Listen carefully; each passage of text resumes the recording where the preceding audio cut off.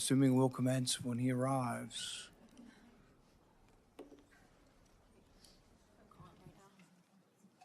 I think he's in the hall doing media.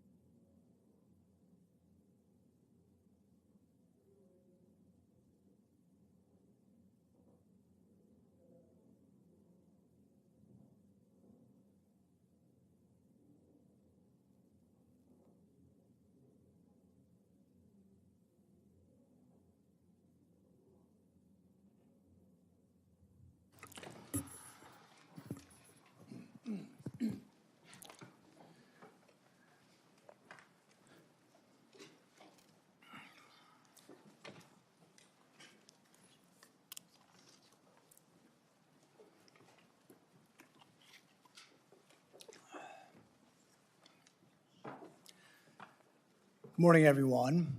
I entered the Senate the same year that Representative Gabby Giffords was shot. I knew then that the state of political rhetoric was encouraging violence. I think it's imperative now, more than ever, that the leaders in our country disavow violence and lead by example. Through the years, I've personally been exposed multiple times to political violence. I was in the right field batting cage when the crazed shooter unleashed nearly 200 shots at our congressional baseball practice. I'll never forget Steve Scalise valiantly trying to drag his body away as the gunman continued. Later that year, a Trump-hating felon attacked me from behind in my yard. I was just straightening up from picking up a tree limb. I was wearing noise cancellation headphones, never saw him coming, running pell-mell down the hill. I was struck in the back. The force of the blow sent us through the air nearly 10 feet, down the hill until his shoulder impaled me as we hit the ground. 6 of my ribs were broken. 3 of the ribs were completely separated, such that for weeks, the ends of the ribs would grind upon each other. My lung was damaged. For weeks, I could inhale, but not have the rib strength to exhale. I developed 2 pneumonias. The pain was such that I could only sit up in bed by tying a rope to the foot of the bed and pulling myself up. But even then, the pain was that of 1,000 knives. Over the year of recovery, I began to cough up blood. I underwent removal of part of my lung. Complications led to an infection in the space between my lung and chest wall. I spent a week in the hospital having the infection lavaged every 6 hours through a chest tube. Recently, Senator Mullin, if you have time to listen, you were confronted by constituents that were angry because you voted against my amendment to stop all funding for refugee welfare programs. Instead of explaining your vote to continue these welfare programs for refugees, you decided to transfer the blame.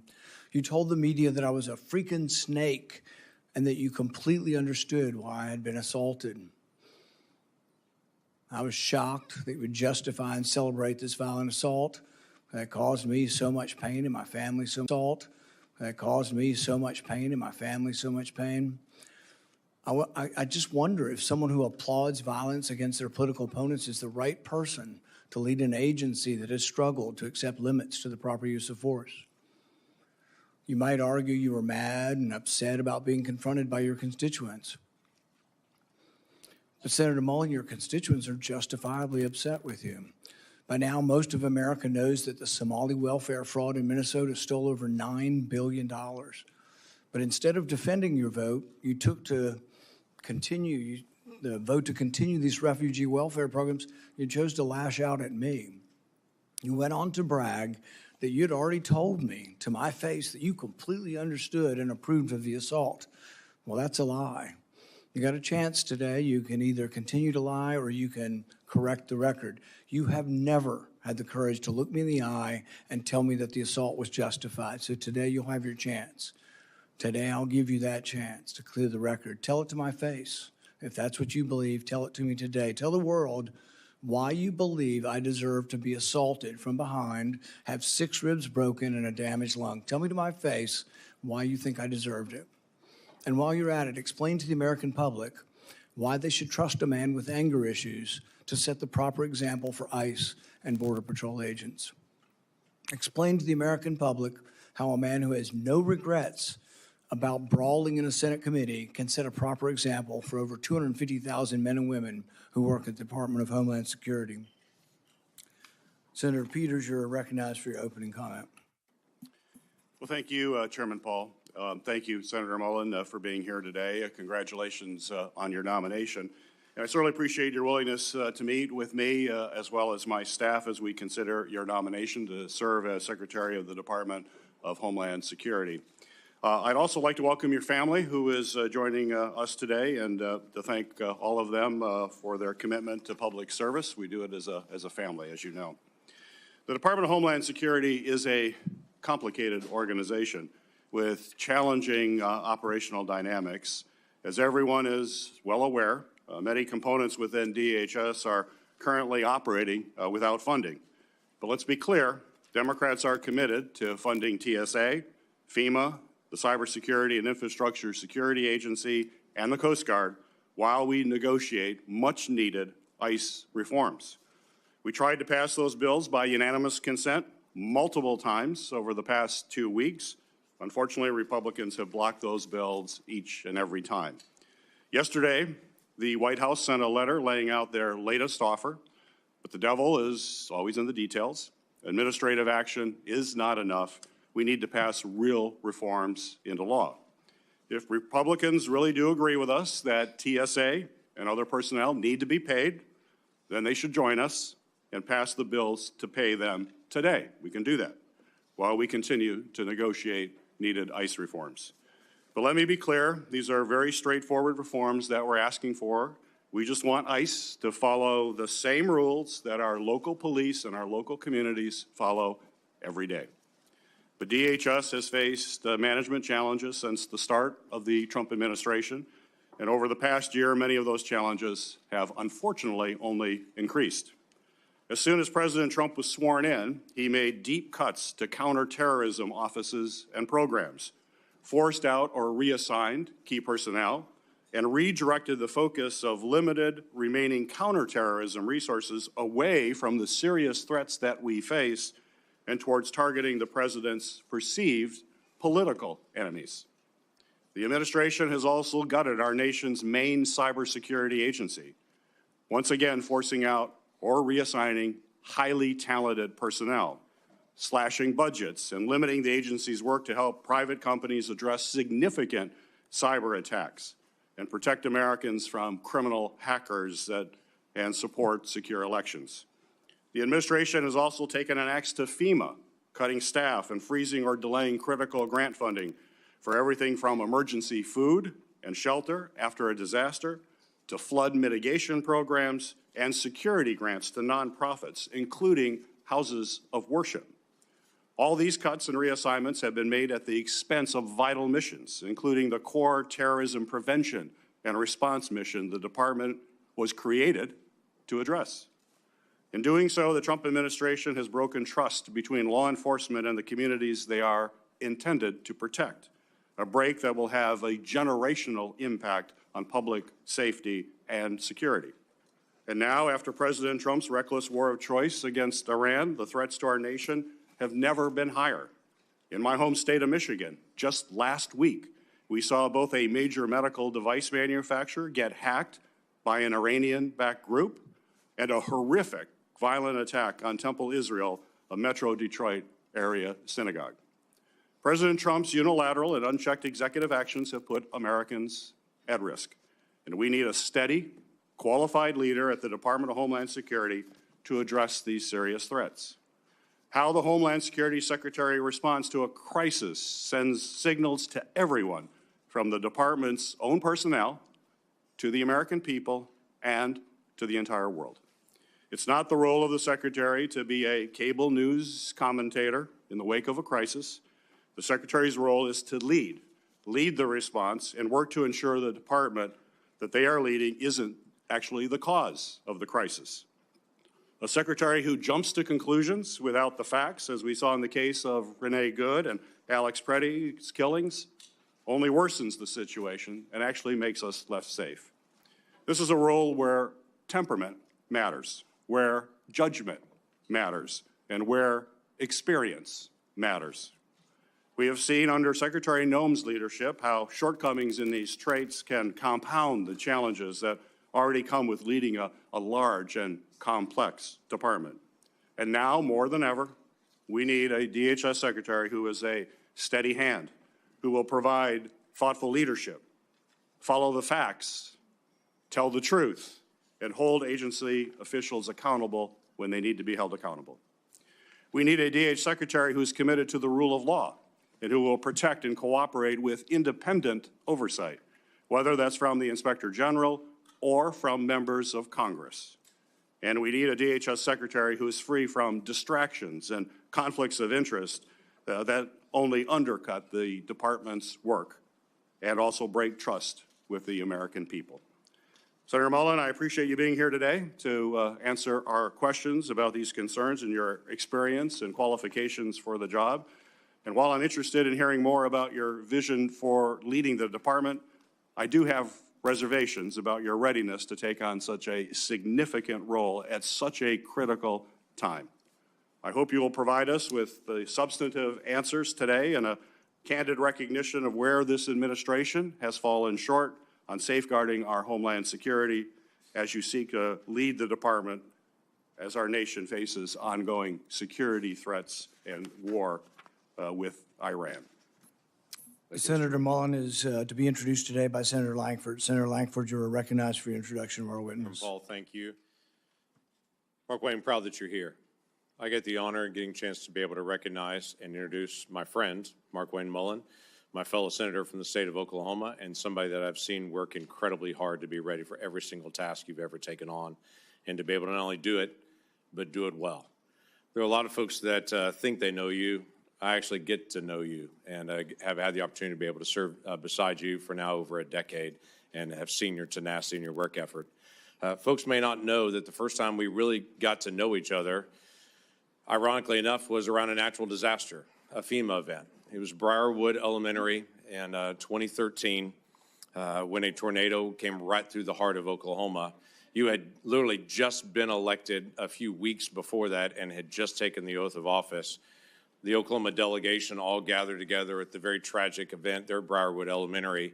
And while we were meeting with the principal and meeting with teachers and families and walking through the debris field that was that elementary school, we turned around to be able to look for Markwayne, and for a minute we couldn't find him because in one of the debris piles there was water shooting out of the middle of it, and his plumber instinct said, I got to go find that and figure out how to solve that. And so while everyone else was shaking hands and meeting people, he was digging through the debris field to find a way to be able to shut off the water that was shooting through the middle of that destroyed elementary school. And I remember smiling and thinking, he's a guy that doesn't mind getting his hands dirty to actually go solve the problem. Where there's a problem he can solve, he's going to do whatever it takes to actually solve it. Markwayne grew up in a very small town in far eastern Oklahoma, ironically named Westville, in the easternmost part of Oklahoma. Just 1,300 people call Westville home. He grew up in a family of modest means. I think that'd be safe to be able to say. The youngest of 7 children in a family that just didn't have much. His dad ran a very small plumbing company that then Markwayne took on and grew into being one of the largest plumbing companies in the entire state. He married his high school sweetheart, one of the smartest things he ever did, at just 20 years old. And he and Christy have developed a family that is a beautiful family of 3 children they had naturally and 3 children they chose that they adopted and took them in. It is a remarkable family and a remarkable success that you have actually led through a lot of hard work and a lot of love and tenacity. He is a person of faith that is not afraid to be able to talk about his faith in Jesus Christ, but he's also a person who has deep respect for all people. Markwayne has served in Congress for 14 years, 11 years in the House of Representatives, 3 here in the Senate. He's passed legislation that he will now be charged with actually implementing it in the order that was actually passed. He served on the Appropriations Committee here. He's served on Armed Services. He's served on the Help Committee here, and he's done an incredible job in the work that he's done with Indian Affairs. He is somebody who has the rare gift of bringing people together on both sides of the aisle. And the one thing I would say to every single person on this dais, regardless if you're a Republican or Democrat, if you want to sit down and talk about an issue, he's glad to be able to talk about it and to be able to work it out, and has very good relationships in the House and in the Senate. And he is not afraid to ask questions when he doesn't know the answer and to be able to research things. He and I have often talked about being up late, both of us, working on researching through an issue to try to be able to learn more about it, because the crazy thing about being in Congress is you don't know everything. You got to do the work. And Markwayne is not afraid to do the work. Over the past year and a few months, we've seen incredible progress on our southern border. Our southern border 18 months ago, I think we forget what it looked like. 12,000 people a day illegally crossing our border, just being waved in. No vetting, no background checks, 12,000 people a day. That is not happening anymore. Our numbers are down on the southwest border 96%. So you walk into an agency that has finally restored some order to our southern border, but there's a lot of work still to do with FEMA, with other areas of Homeland Security, and a very large agency with 250,000 people that are actually under your leadership there. So I am confident that you'll be able to take those things on. Not only am I confident, the National Border Patrol Council has already sent a letter in strong support here. And Mr. Chairman, I'd like to ask unanimous consent to insert to the record the National Border Patrol Council, their letter of support, leadership of the Cherokee Nation, their strong support, and then my fellow Senator Katie Britt has an opening statement who I'd like to also submit for the record with unanimous consent. Without objection. Thank you. This is a person that actually lives what we affectionately call in Oklahoma the Oklahoma Standard. That when hard things actually occur, you step up and you serve your neighbor, and you find ways to be able to help people to do the hard things that have to be done. So Markwayne, I appreciate your leadership. I appreciate your willingness to be able to step up in a season where DHS needs a leader to be able to step into that role and to be able to help our nation in so many different complicated areas, especially at a time when right now we can't even get funding to DHS. We've got to be able to have good, solid leadership there. Thank you, Mr. Chairman. It's the practice of this committee to swear in witnesses. Will the nominee please stand and raise your right hand? Do you swear that the testimony you will give before this committee will be the truth, the whole truth, and nothing but the truth? So help you God. Senator Mullin, you are recognized for your opening statement. I think before I can start my opening statement, I have to address the remarks that the chairman made, calling me a liar.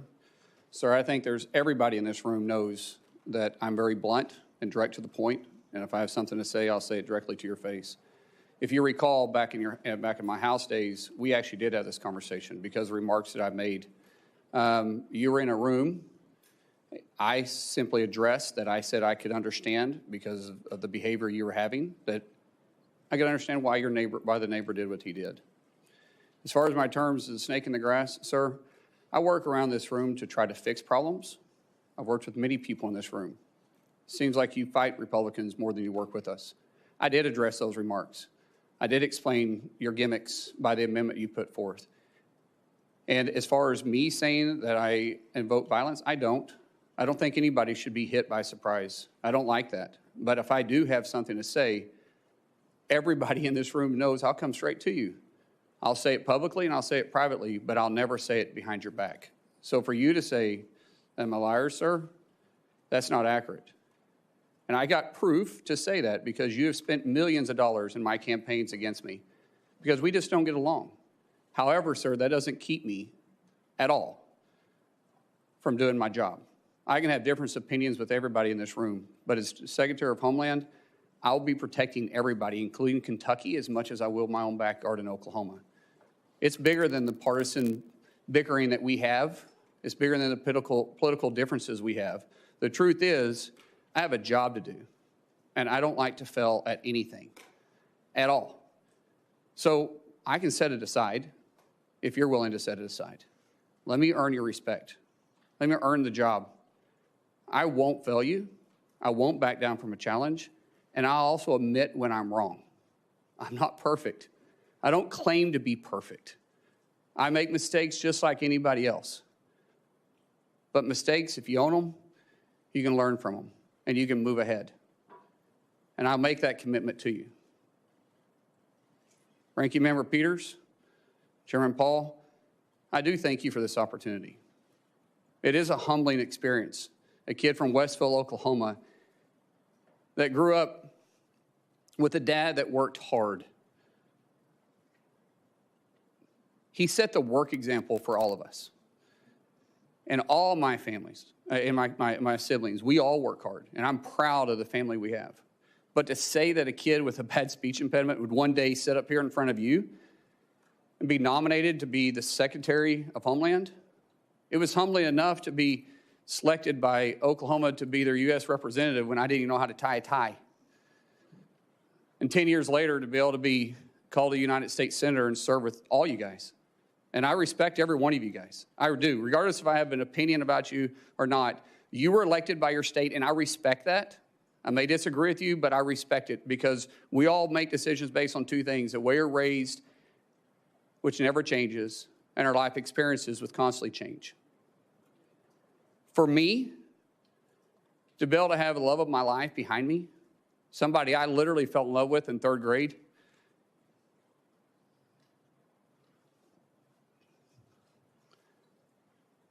I knew I was going to marry her in 8th grade. She didn't know that yet. We had to work through that process. But at 18 years old, and I was 19, she agreed to marry me. I didn't have anything. I was on a wrestling scholarship, living in a dorm. She was cheering at Northeastern State University. I think she fell in love with my truck, because my truck was pretty cool. But the truth is, we didn't know what we didn't know, but we did know we loved each other. And I haven't been perfect. I apologize to her quite often and send her flowers all the time. But I still am humbled by the fact that we've got to enjoy this walk together. We've had God on our side and her right beside me. And to our 6 children who's been on this adventure with me, what an adventure it's been. We have a saying in our family: you're never going to change anything you're willing to tolerate. That's how we live our life, and that's how we move forward. And regardless of what's in front of us, we always take it on as a family. And I'm not scared of a challenge. I am scared of failure.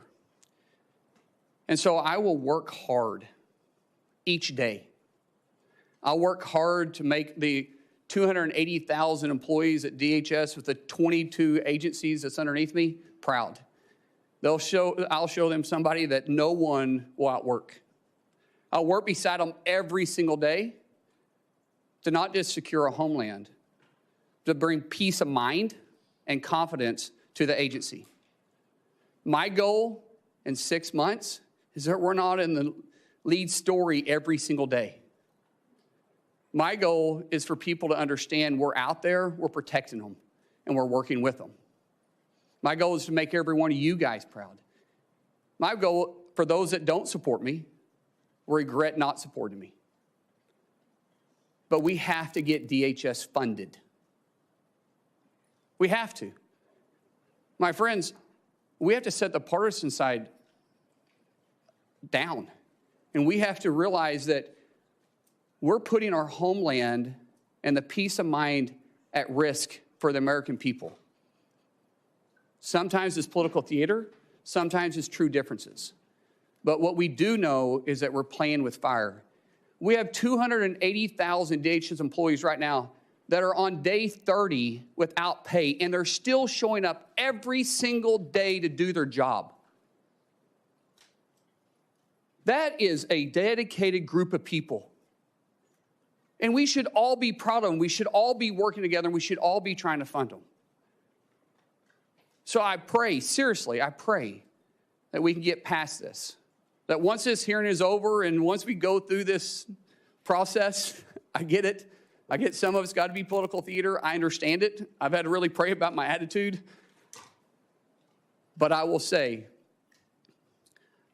once it's over, I hope we can work together and get them funded. So when I walk in, if I'm fortunate enough to be confirmed, if I walk in as secretary, that these guys are ready to go to work day one. So God bless you. Thank you so much for this opportunity, and I look forward to your questions. It's the standard practice of this committee for the chairman to ask nominees the following question. Do you agree without reservation to comply with any request or summons to appear or testify before any duly constituted committee of Congress if you're confirmed? I do. We'll now proceed to 7 minutes of questioning. The record should show, and I think will show, a lack of contrition, no apology, and no regrets for your support. You completely understand the violence that was perpetrated on me. You're unrepentant.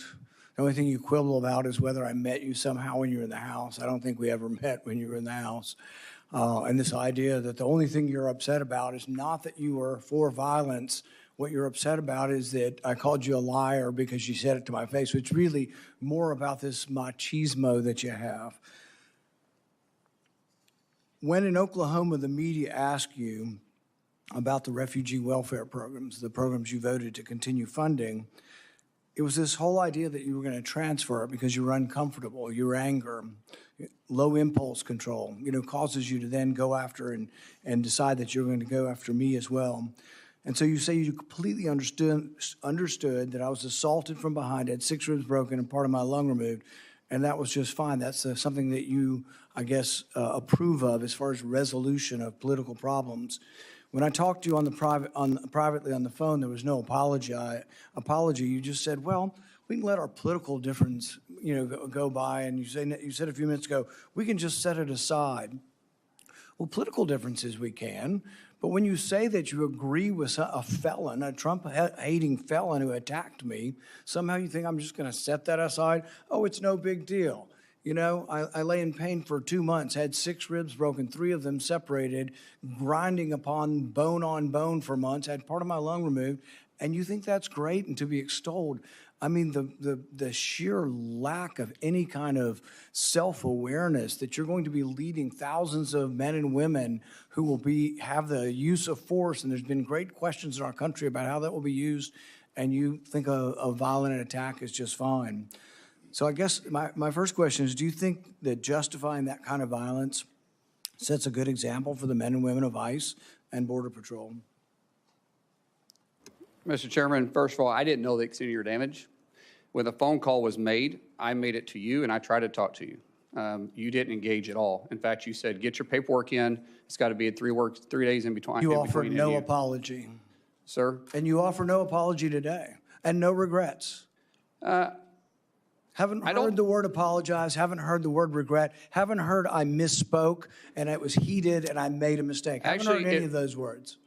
Sir, actually, it wasn't heated, and I'm not apologizing for pointing out your character. Good. So you're jolly well fine, and you want the American public and the people up here to vote that may or may not vote for you to know that you supported the felonious, violent attack on me from behind. I did not say I supported it. I said I understood it. There's a difference. So that means you really didn't approve of it, just completely understand it. What do you think most people would interpret completely understand to be? Support for or a condemnation of the violence?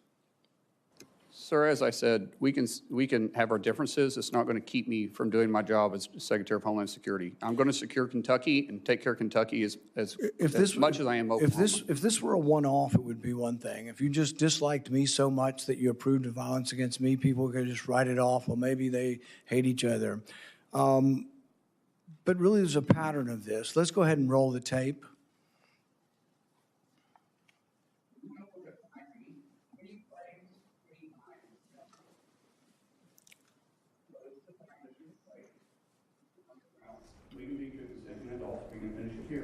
Okay, that's fine. Perfect. You want to do it now? I'd love to do it right now. Well, stand your butt up then. You stand your butt. Oh, stop it. Is that your solution? Oh, no, sit down. Sit down. You know, you're a United States Senator. Sit down. Acting. Okay, sit down, please. All right. Can I respond? Hold it. If he got up too, would you have gone at it right there? I would have probably jumped over the dais at that point. You have to be called out on it. It's not this guy continues to get away with this stuff. And it's just, it's silly, it's stupid, but every now and then you get punched in the face. Well, go back to the 1800s and 1700s. They used to have canes. And duels. They used to have duels. Yeah. Right, and there's a way that men used to settle their differences. I ignored him 4 times to be part of that, and people say, yes, you're supposed to ignore it. Well, you know, I'm not a very good Christian. I try to be a good Christian, and I know people say you're supposed to turn the other cheek. I prefer the David method. But we need to move from an almost. By the way, I'm not afraid of biting. I will bite. Fighting? Oh, Well, I might. Yeah, I'm in a fight. I'm going to bite. I'll do anything. I'm not afraid. And I don't care where I bite. It's just a bite. In hindsight, any regrets? No, I really don't. So no regrets. In fact, even after your anger had cooled, you were still bragging that if he'd only been brave enough to stand up, you'd have jumped over the dais and taught him a lesson, because that's how men should settle their differences. Do you think fighting as a resolution for political differences is a good example for the men and women of ICE and Border Patrol? As you can notice over my shoulder here is my good friend Sean O'Brien. Both of us have had conversations. Both of us have shaken hands. And both of us agreed we could have done things different. Sean is someone that has become a close friend. We talk all the time. I've been on his podcast. We've talked through this. That's how you handle your differences. Not like this, Chairman.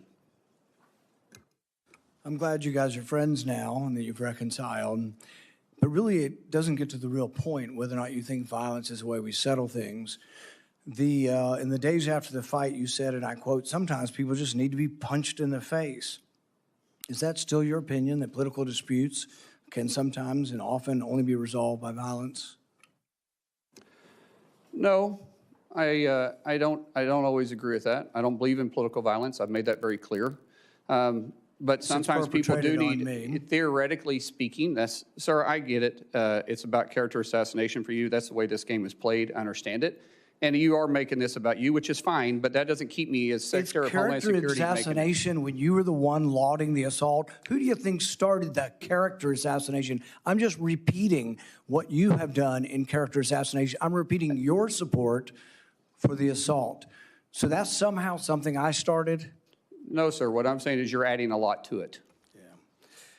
In the days after the fight, you did many interviews in which you justified the violence as historically justified by precedents, such as caning and dueling. Is it today your opinion that the caning of Charles Sumner was not only justified, but argues still for resolving our political differences with violence?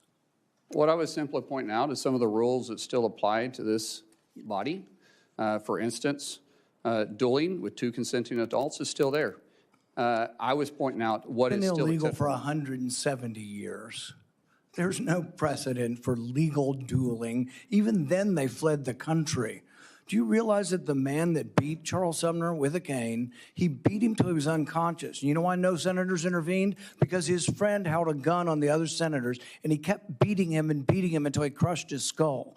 That's what you're insinuating is the precedent of the Senate, and that's what you live by. That is a very, very dangerous sentiment.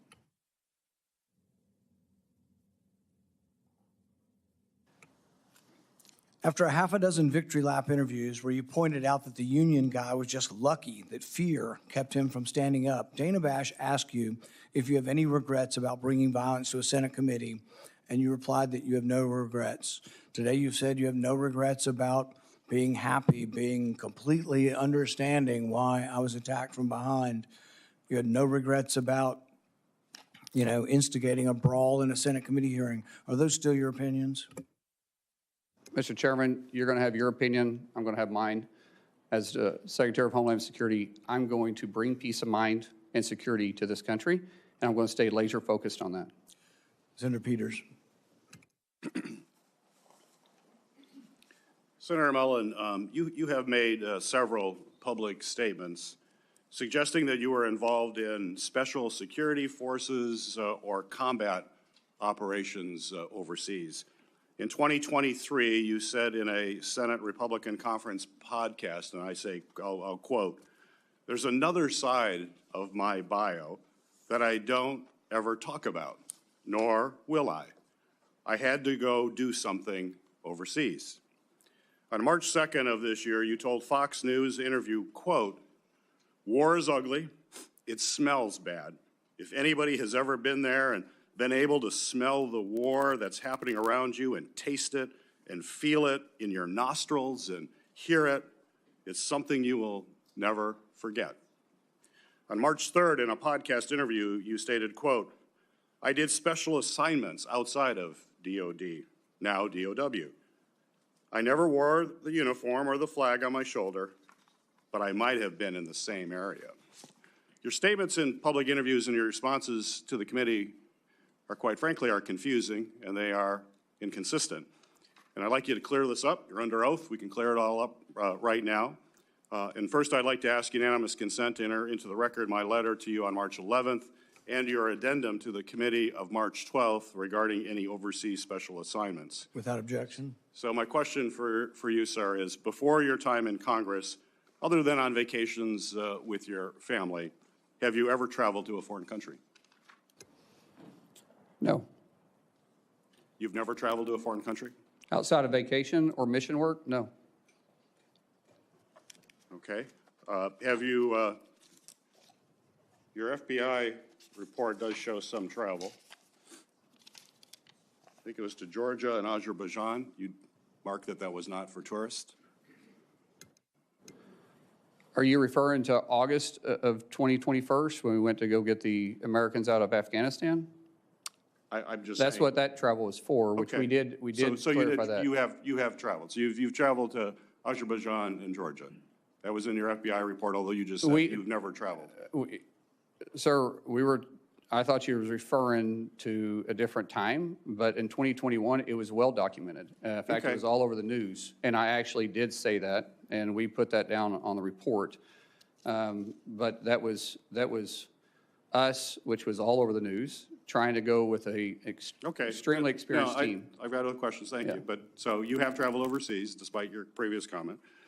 Were you ever, excuse me, ever an employee, volunteer, or otherwise involved with the Department of Defense, the State Department, or other U.S. agency or contractor for any of those departments? No, and Senator, I think there's a misunderstanding here that I could clear up if you want me to clear up for you. Please? Okay, so, which this is official trip, and it is classified. But in 2015, I was asked to train with a very small contingency and go to a certain area, which was scheduled for 2016. During that time, I was asked to go through, had to meet certain training qualifications, had to go through SEER training. The training and stuff was kind of fun. The SEER training was absolutely awful. And I have spoken general about my experiences, but I've never spoke specifically on details, on dates, or on the mission. And that was official, and there was nothing in the report to the committee. Actually, it said you do not have to claim any official trips. And like I said, that was an official trip that is classified. This is an official trip while you were a member of Congress? Yes. 2015, 2016, I was a member of Congress. And it was Some of it may be public, but it would be very small. Most of it, because of my recollection, which we're going back 10 years, I think there was only 4 people read in on it. So where was that trip? I just said it's classified, sir. It's classified. So the letter that we sent to you said that we need to have information of any of these activities. It said not official trips. Your paperwork was very clear, excluding any official trips. This was an official trip as a member. Well, we have more questions we're going to have to ask. When in the FBI report, I asked, is there anything in that report that is classified, that you were involved in any kind of classified operation at all? And there's none. It was also excluding, it also said excluding official duties. It says that. And you guys had the paperwork in front of you, and it always says excluding official duties. We had this committee come to us and ask the same questions. We talked about doing mission work. We talked about doing mentorship. But they said official duties that was in your official capacity does not have to be talked about. So where did you smell war? Sir, I just said that this was classified, and the dates, locations, and admission I've never spoke specifically details about. Well, we can get that information. That's fine. Mr. Chairman. You're welcome to get it. We will want to find out more information That's- about that's that. perfectly It's okay, important to Senator. have the truth here and that you're portraying yourself in a truthful way. I think it's Sir, I'm important not for our portraying secretary. myself in any way other than you're asking the question. I said I would try to clear it up for you. We'll continue to work on that. Thank you.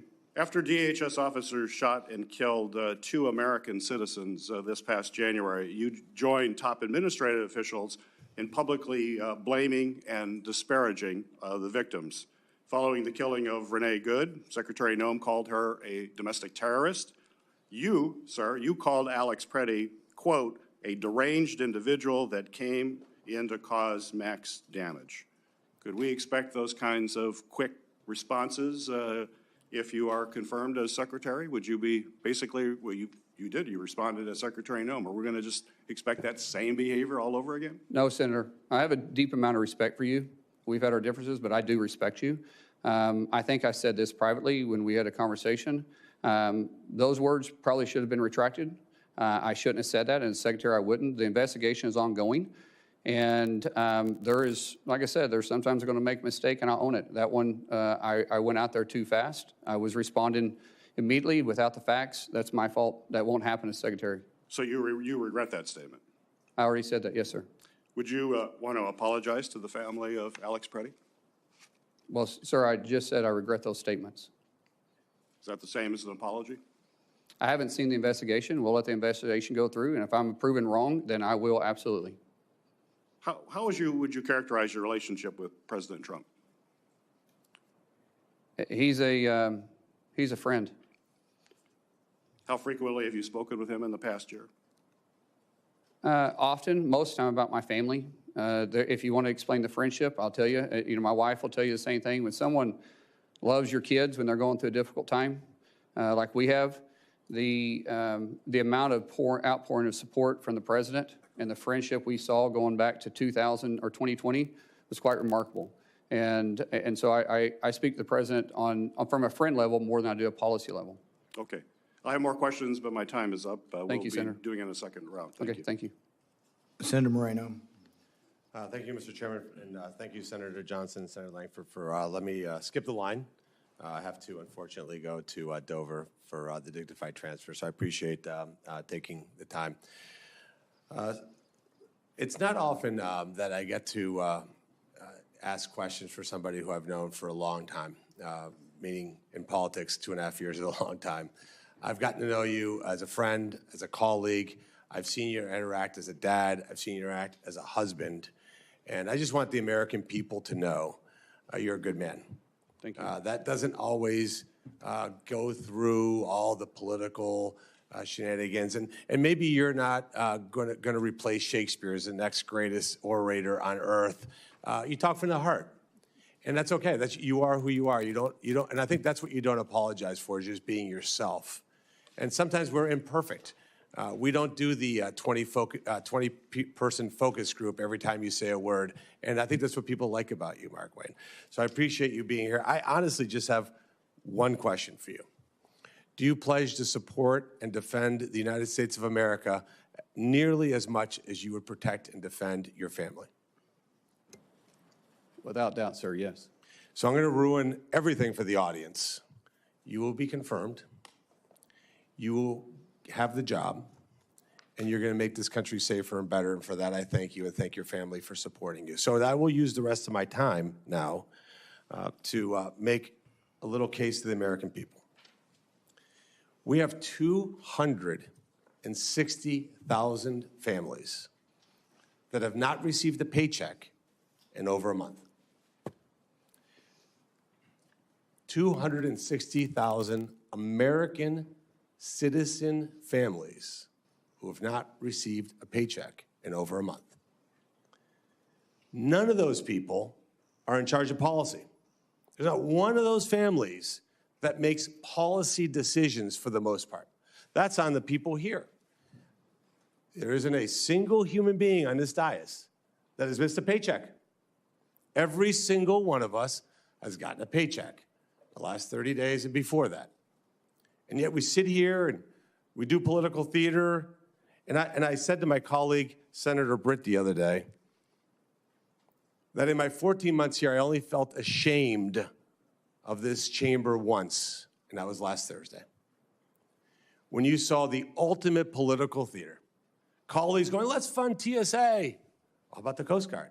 Oh, that's a different person that's going to talk about that. How about FEMA? It's a different person that's going to talk about that. You can't have it both ways, by the way. You can't have Democrats saying, I can't believe the Trump administration is cutting government employee numbers. By the way, over 300,000, we haven't missed a beat. And yet at the same time, not pay people who are actually showing up for it. That seems decently incongruous. We can't say President Trump isn't defending the homeland. Well, he is absolutely doing that every single day, and yet we're allowing these agencies to not be funded. And I have tried really hard to learn how this place works. This is all very new to me. And I remember many, many Democrats saying to me, we have the constitutional duty to fund agencies through appropriations. And then we have a separate piece where we argue policy differences, but we should never marry both together. Because when you marry both together, you don't hurt us. You don't hurt the people here in DC. You hurt the men and women who are going to work every day to defend this country. And that's a disgrace.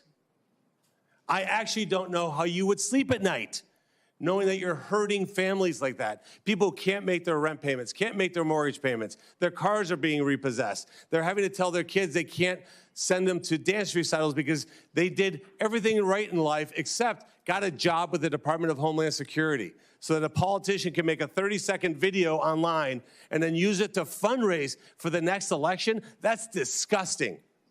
So let me just say this.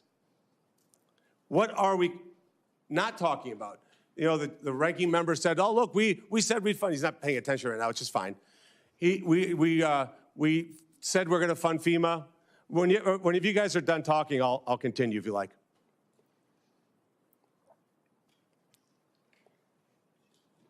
Are you done? Okay, thank you. It's extraordinarily disrespectful. All right, so moving on. You said you're going to fund all these agencies. Here's ones that you haven't funded. USCIS, near and dear to my heart. Near and dear to my heart. That's how I became a U.S. citizen. We've defunded the agency that allows legal immigrants into this country?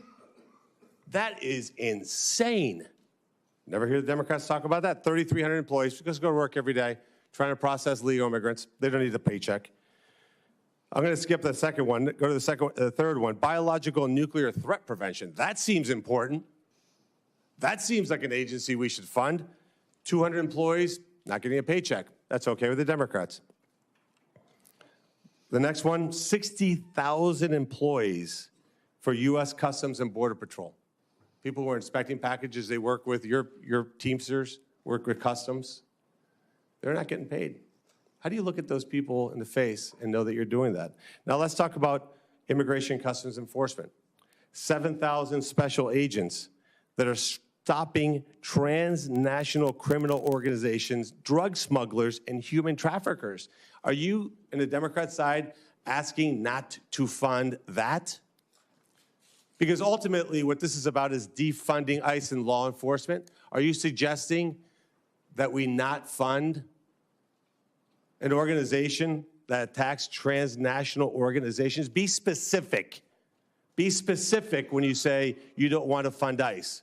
I want you to say the words, we do not want to fund 7,000 special agents that are in charge of stopping transnational criminal organizations, drug smugglers, and human traffickers. This job isn't complicated. The American people send us here to get things done, and yet for the third time in 6 months, we've shut down this government with total impunity. They will go home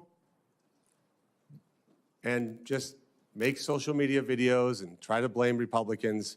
It is a disgrace. It's even more of a disgrace, honestly, that you talked about the respect that Senator Mullin shares. You guys have side conversations, don't listen, and that's fine. You don't have to. But what I'm going to do now is I'm going to leave. I'm going to go pay respects to 3 soldiers who died so that we can have the liberties that we enjoy here. And you guys continue with political theater, personal attacks, whatever you can do. I know that is a good man. I will vote for you. Our Republican colleagues will vote for you. You will get confirmed. You will do a great job, and you will make this country proud, Markwayne. Thank you, and thank you for standing by a great American person. Senator Hassan. Well, thank you, Mr. Chair. Before I start with my remarks and my questions, just with regard to Senator Moreno, who has left the dais, the American people should know this. ICE is right now funded with more money than it's had in past budgets. And the partial limited shutdown that we have right now has nothing to do with ICE. Meanwhile, Democrats have consistently over the last week moved to fund the rest of the Department of Homeland Security, and the Republicans have blocked that funding. So let's just be clear about what's happening here. Now, I want to congratulate Senator Mullin and Christie for the nomination. I know your family is very proud, and I know how much you love them. I also want to thank Chairman Paul for speaking so openly about a really difficult thing, which is the actual physical impact of violence, and in this case, political violence. It is a hard thing to do, but it is a really important thing to do at this time in our country's history. So thank you, Chairman. The Department of Homeland Security was created in the wake of the September 11th terrorist attacks with a clear mission: to keep our country safe, secure, and free. The department's work includes counterterrorism operations, disaster recovery, physical and cyber protection of critical infrastructure, and immigration enforcement. The stakes for the success of the Department of Homeland Security could not be higher.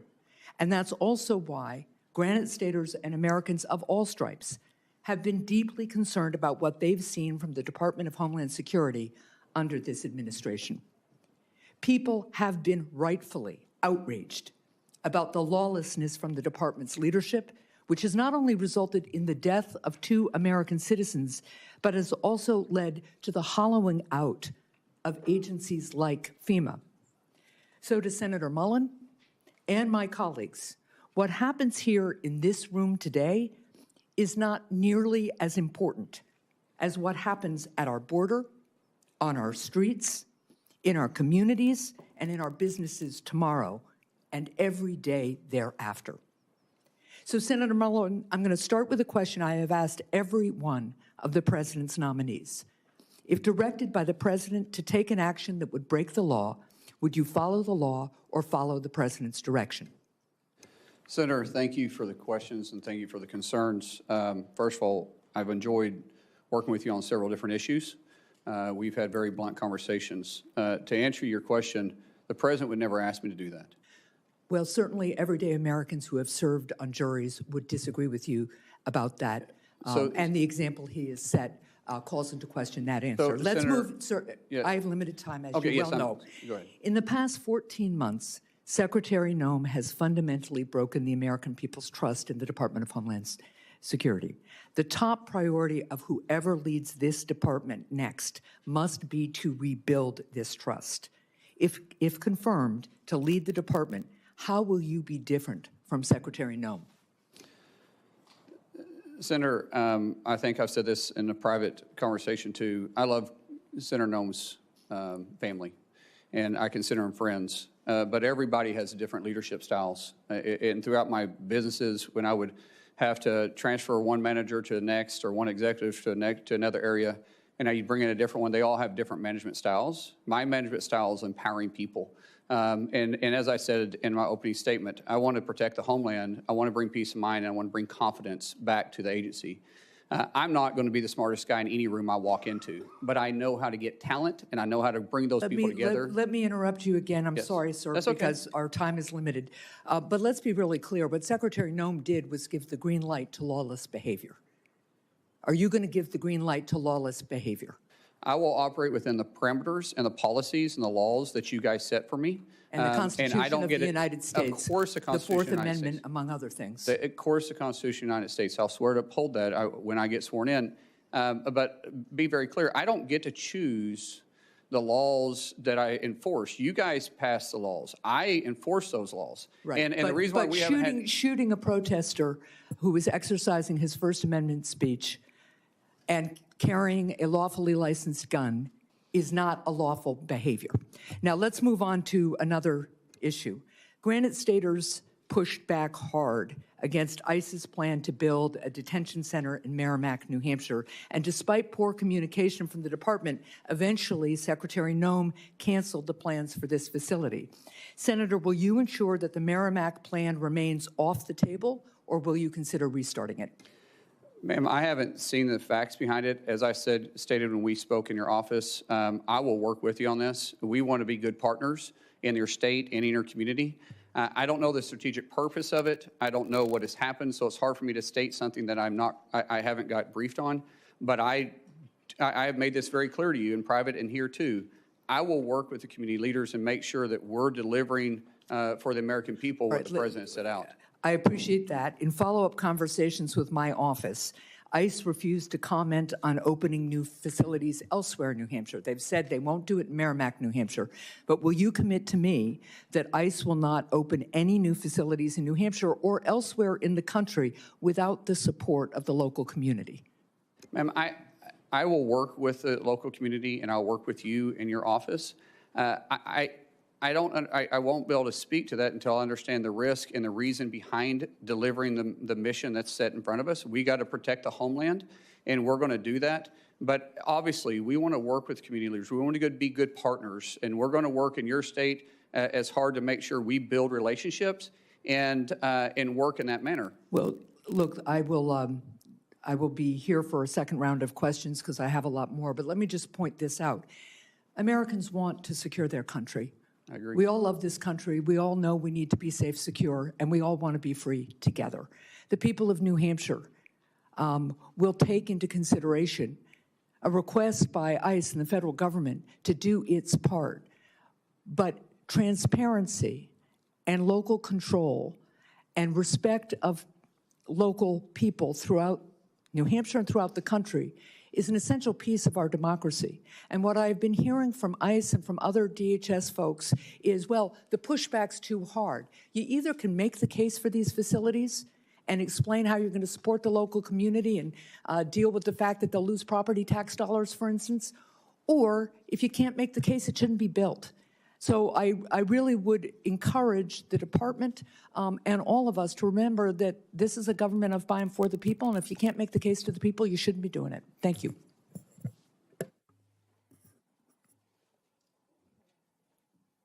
Senator Johnson. Thank you, Mr. Chairman. So, Markwayne, I'm going to use my time completely different than how I was going to when I walked into this hearing. I can't top what Senator Marino, the comments he made about how unconscionable it is that we're not funding and we're not providing paychecks to those 260,000 men and women that you will be soon leading. Other than working with no labels, we don't serve on the same committees, have never gone on Codell together, and that's oftentimes how you get to know our colleagues. So I don't know you as well as some of the other people on the dais here.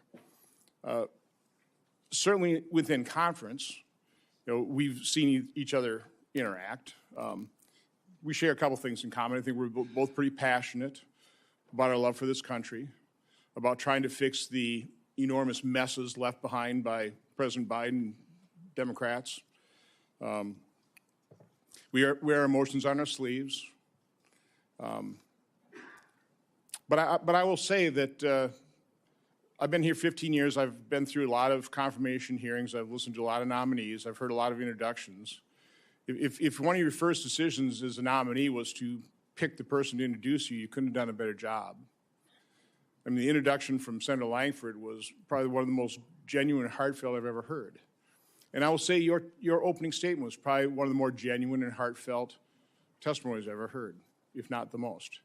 I'm looking behind you at the people who have come here to support you, your former colleagues in the House, Chairman Smith, a former Speaker of the House, Senator Britt.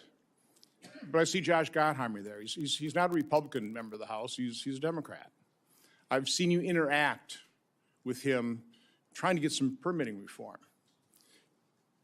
Please, briefly, because I want you to tell another story here yet, but just talk a little bit about your relationship with Josh and other members of the House.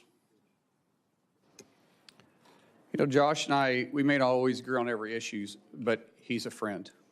And our relationship started back in 2017 when he thought I was a staff member running a workout group, because I've been running a bipartisan workout group that started actually with Speaker Kevin McCarthy and Jason Smith 13 years ago. And I still do that to this day. When he came in 17, Joe Kennedy, who is also a friend of mine, he approached him when I was on the House floor and asked him, why is a trainer in the gym on the House voting? And to which Joe Kennedy laughed and said, he's a member from Oklahoma. And after that, we became friends. In fact, our daughters are writing a book together about bipartisanship. But when Josh asked me to join a bipartisan group called No Labels, that's when we really started seeing that there's a lot of common ground that we can work together. Yeah, as I said in my opening statement, that we all make decisions based on how we're raised and our life experiences. And Josh and I was raised different, just like everybody on this dais is raised different than me, and we've had different life experiences. But we all believe in that flag right there behind you. And what I say is, as long as you love that flag as much as I do, and you're willing to die for that flag like I am, we can work together. We can set the differences aside, and we can work together. And Josh represents that too. Just for him being here, you guys know, he's got a primary in New Jersey. He's not a senator, has 6 years. He's up every 2 years, and he's here. That's a friend that says, hey, my political differences are beside, I still like you. I cannot tell you how many members on the Democrat Party, which I love and respect, and I understand the politics, have came up to me since this nomination and say, hey, I love you, but I'm running for this office, but I'm running for this office, but I'm up for re-election. I'd be killed in my state. In most cases, I would support you, but. And it drives me crazy, but when you see a real friend like that, run through fire for the guy. So again, this is a nomination hearing, and from my standpoint, when you're trying to select somebody to run an operation, you want somebody with integrity. Somebody with that passion toward the mission, keeping this nation safe, having this love for this country. It's also, I think, incredibly important that when you're serving in administration, you have a good relationship with the president. It doesn't work so well. I know you've got a good relationship with the president, and you told me a story, and I want you to repeat that story of your son who was grievously injured and a visit that the President of the United States made to that hospital. I want you to tell the story, because I think it's important that people understand why you are loyal to President Trump. I'd like them to hear a different side of President Trump as well. Yeah. But I think also that'll serve you well as his Secretary of Homeland Security. But just tell that story. Ron, I'm going to try getting through it without crying then.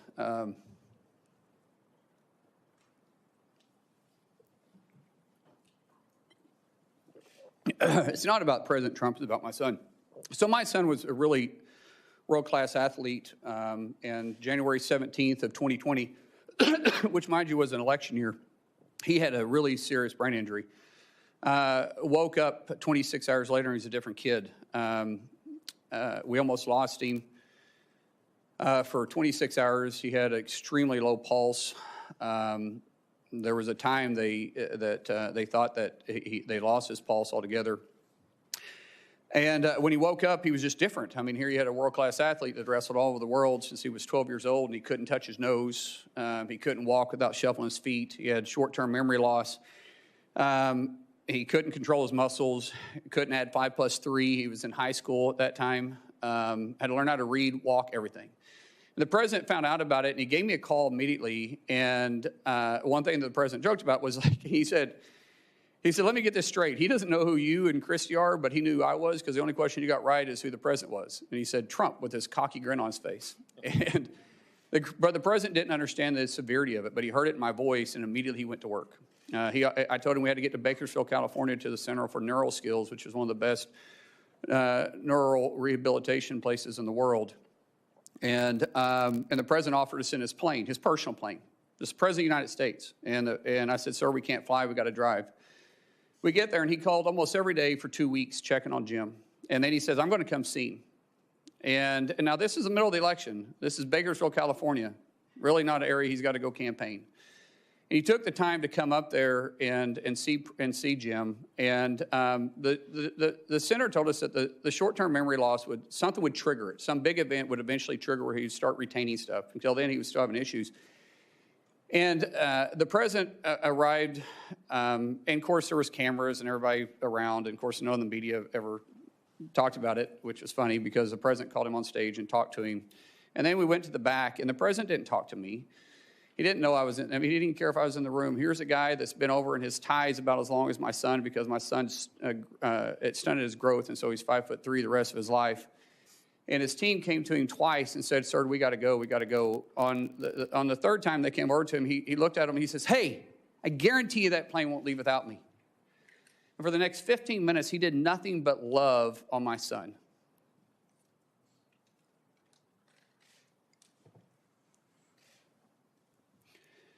That one incident jogged his memory. And from then on, he started retaining things. And Jim's attitude went from this, we're going to get through it, to this, I'm going to get through it. And every week, if not most days, the president would call and ask how he could help. Ask, how's his buddy doing? How's Jim doing? He didn't do it for publicity. He didn't do it for any show. He was running in one of the toughest elections he had been in, and the guy was still that concerned about my son. When we got released for a little bit, we had to go back. When we got released a little bit, the president said, come to Mar-a-Lago and see me. We go down there, and it's amazing. And when we're leaving, dang it, I hate getting emotional. See, if I talk about my kids, I get emotional. Other than that, you can't make me cry. But my kids do make me emotional. That's actually a good thing. Yeah. So anyways, he grabbed my son, and he said, do you know why I love your dad? Do you know why I love your dad? Chrissy tells the story better than I do. And he goes, no, sir. He goes, because he loves you. Because of you. Because of you. Man, he didn't do it for any other reason. I mean, here's the President of the United States, and he did it just because he cared. And so when you want to say why he's a friend, yeah, we were acquaintances before that. We've been friends ever since. The American people need to hear that. Thank you. Thank you. Senator Blumenthal. Thanks, Mr. Chairman. Welcome, Senator Mullin. Thank you for being here today, and thank you to your family for your service and theirs. I hope that you will be as emotional about the children who are presently detained at Dilley and other camps in the United States of America, where they have been subjected to conditions that would outrage and have angered many Americans. We're here because of a lawless and reckless agency that has broken into homes without judicial approval, shot United States citizens, detained them without any cause, and sometimes killed them. And I am looking for real substantive reform in that agency, as you and I have discussed when you came to talk to me. A break with the past, with former Secretary Noem and with the White House, Steve Miller and others who have used Kristi Noem in effect as a puppet to implement lawless policy.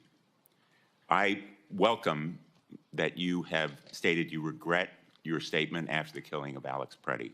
You said on Fox News, quote, unfortunately, an individual, a deranged individual that came to cause max damage with a loaded pistol with an extra mag that was completely loaded and shot and killed. And you regret that statement, do you not?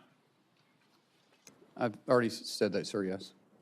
And what about what you said about Renee Good after she was shot and killed? You appeared on CNN and you were asked whether you believe the shooting was justified, and you replied, quote, absolutely. Do you regret that statement as well? Senator, it's very clear that an officer had to make a split decision in that case as a car was running towards him and did strike him. At that point, that car becomes a lethal weapon. And an officer that there was another officer obviously giving her verbal commands. So are you to stop saying, the and I vehicle. apologize for interrupting you, but Yes. you're saying you do not regret that statement? I'm saying that the investigation is going on, but what we've seen. There is no publicly- investigation, Senator. In fact, My that was my understanding- next question to you. Senator, Don't you think there should be an investigation? My understanding is that there is. I will find out if I'm able to get confirmed. But those are two different incidences. The Department of Homeland Security and the Trump administration has blocked state and local investigation of the killing of Renee Good. And I hope that you will permit that investigation to go forward. Senator, state and local investigation doesn't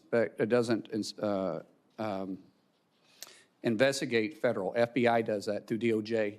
And I believe the FBI is looking at this case. And I do want to say something to you. What you said about the terrible conditions that this administration is putting in kids. But what you left out is that they've actually recovered over 160,000 kids that were trafficked or lost during the Biden administration. What is inhumane is the 12 to 13,000 individuals coming across the border every single day, and we're not having tracked the kids. At one time, the number's up to 385,000, and that's sad. Because you said that you were going to be, and I'm quoting you, blunt and direct and to the point.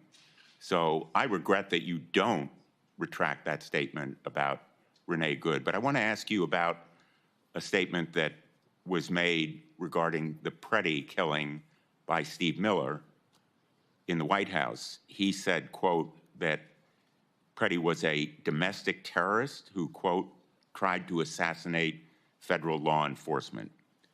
Don't you think it was irresponsible and reckless for Stephen Miller to post that claim on X without any evidence, just as you have retracted your statement? Senator, I believe that question is better asked to Stephen Miller, not myself. I can't speak for him.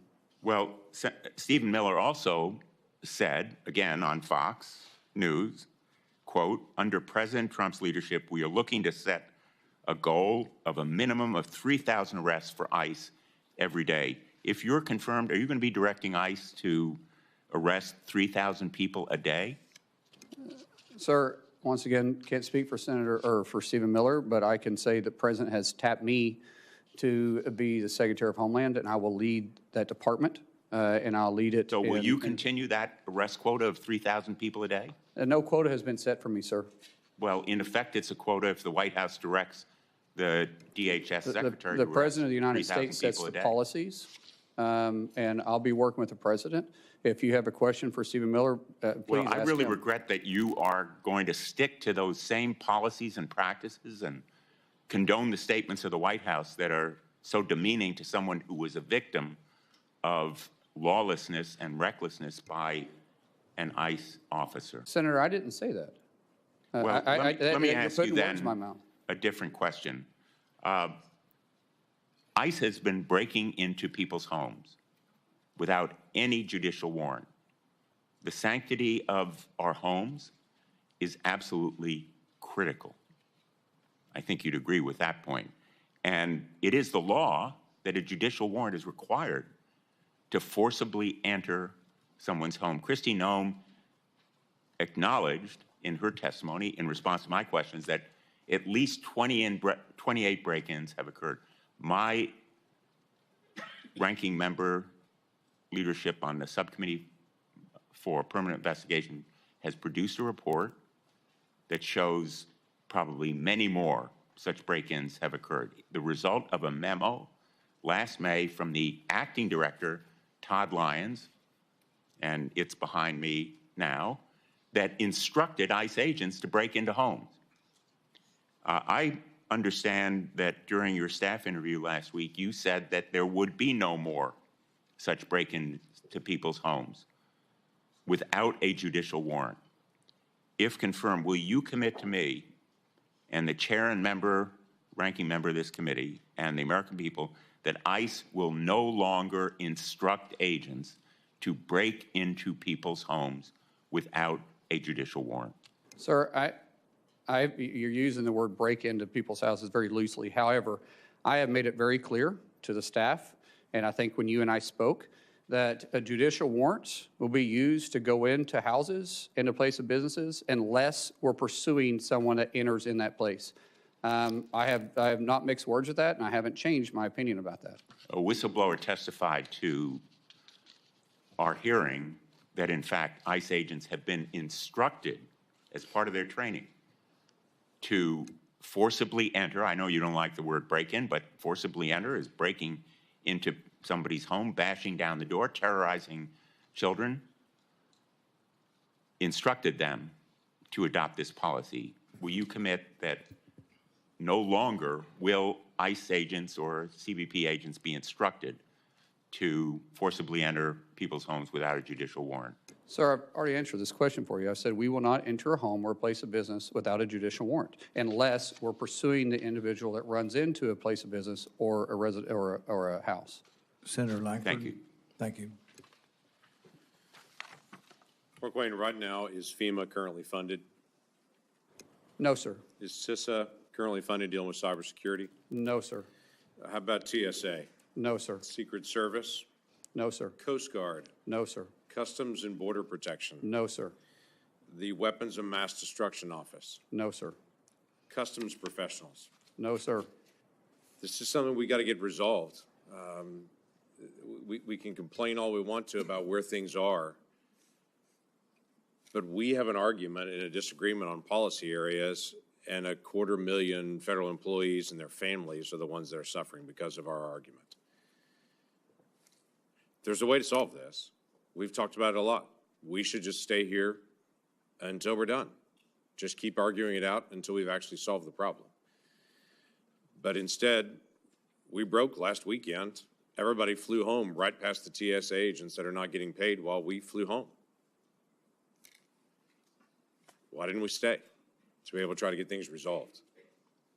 That's my encouragement, has been my encouragement all along. We shouldn't walk away from a disagreement when there are families all over the country that are the ones suffering for it.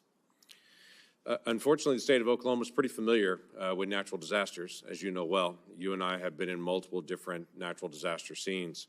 There's a lot of work that's happened at the border so far. The border has moved from 12,000 people a day illegally crossing the border and being released into the country, unvetted, unchecked, to now a handful of people even attempt to cross our southern border, and those that are arrested and detained, as is the law. FEMA is still an undone project. And I'm not blaming that on Christy. There's a lot to get done on it, but you're going to walk in with a project going on with FEMA right now. Love to get your ideas and your thoughts. You're very familiar with this area and have great experience on it. What are your thoughts on how to be able to get FEMA into a better place so that people aren't waiting forever for a response?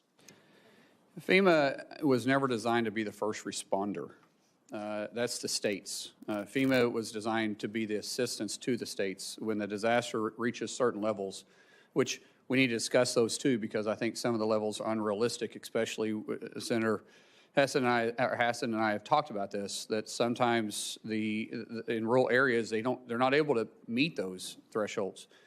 But working with the state, allowing the state to have their emergency response, FEMA simply helping write checks and assuring that they have the capability and the manpower if need be. But for the FEMA to walk in like FBI walking on a crime scene and taking over, no one's going to care more about their backyard than the people that live there in that state. And I think there's a lot of good ideas. I've heard at meeting with so many of you all, there were so many great ideas on how to make FEMA work better. It's got a great mission.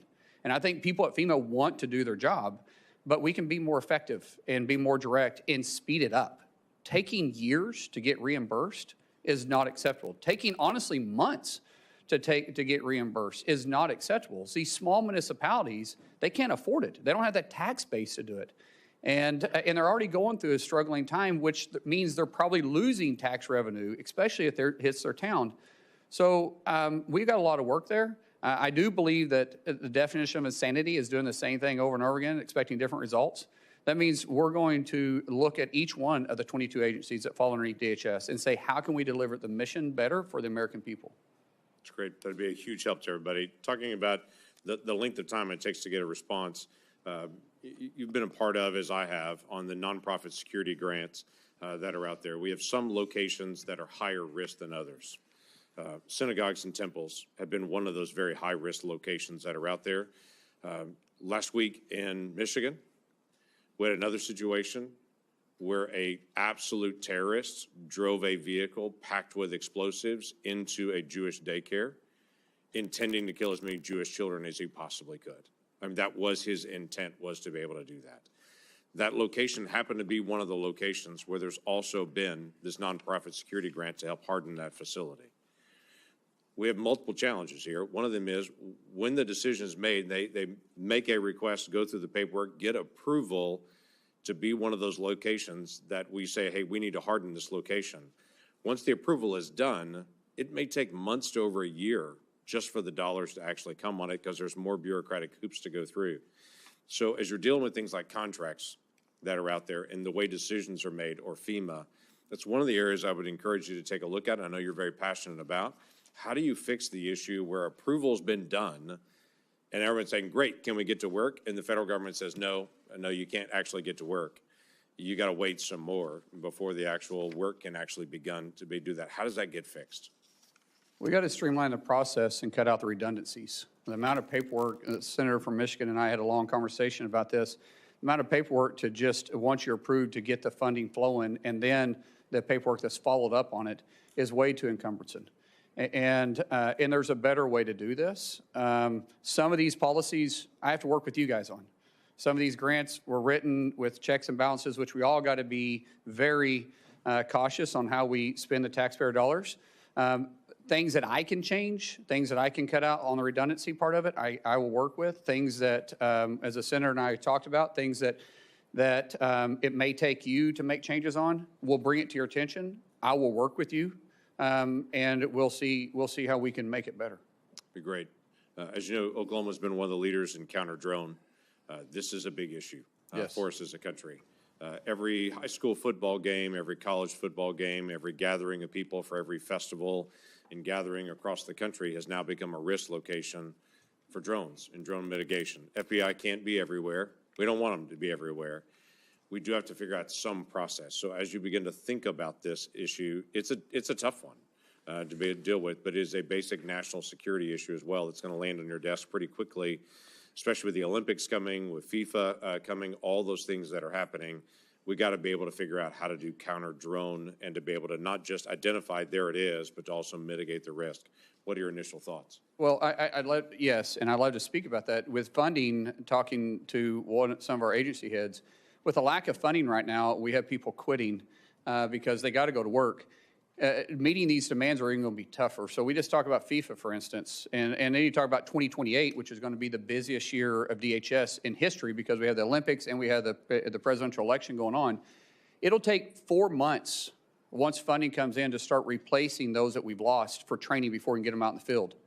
We don't have 4 months with FIFA.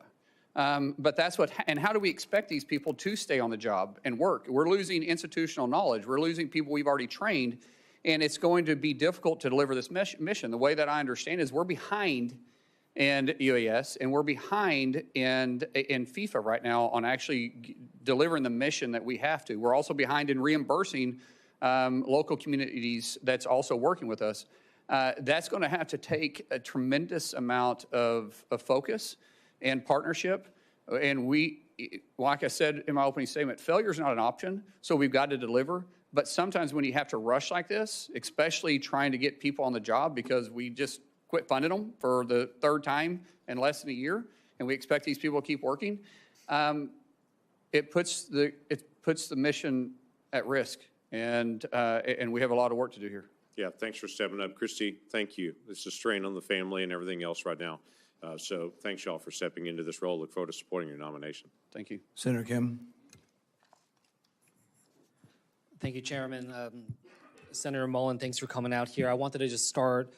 Secretary Noem said in a cabinet meeting about almost exactly a year ago today that we should be eliminating FEMA. Can you commit to us here that you don't support that approach and you wouldn't attempt to eliminate FEMA? As I said, I think it needs to be restructured, not eliminated. I think there is going to be bipartisan support for reforms. I think we all understand that, and we certainly saw a lot of problems when it came to Superstorm Sandy. I asked Secretary Noem to work with us especially as they were going about their FEMA Review Council. I'll be honest with you, that never materialized. We did not see the kind of engagement here that we're ready to have. We have a bipartisan group of senators that want to come up with reforms. Is that something you can commit to working with us on? Senator, I think all of us that's been either in the House or in the Senate always complain about the outreach of agencies. I will make a commitment to you that I'm going to have the best. It's going to take a couple months to stand it up, but we're going to have a ledge affairs shop that you're going to know who the person is. We're going to work with you, but most importantly, I think everybody on this dais has my personal cell phone. That cell phone isn't going to change. And if you call me, you're going to get a response. If you text me, we're going to get a response. So when we have this FEMA Review Council report finally come out, is that something you'll come to us first and engage with us on rather than just implementing straight out from the executive branch on your own? Senator, I'm pretty sure that you guys set the policies and the mission for FEMA. So for any serious changes, it may take actually policy changes.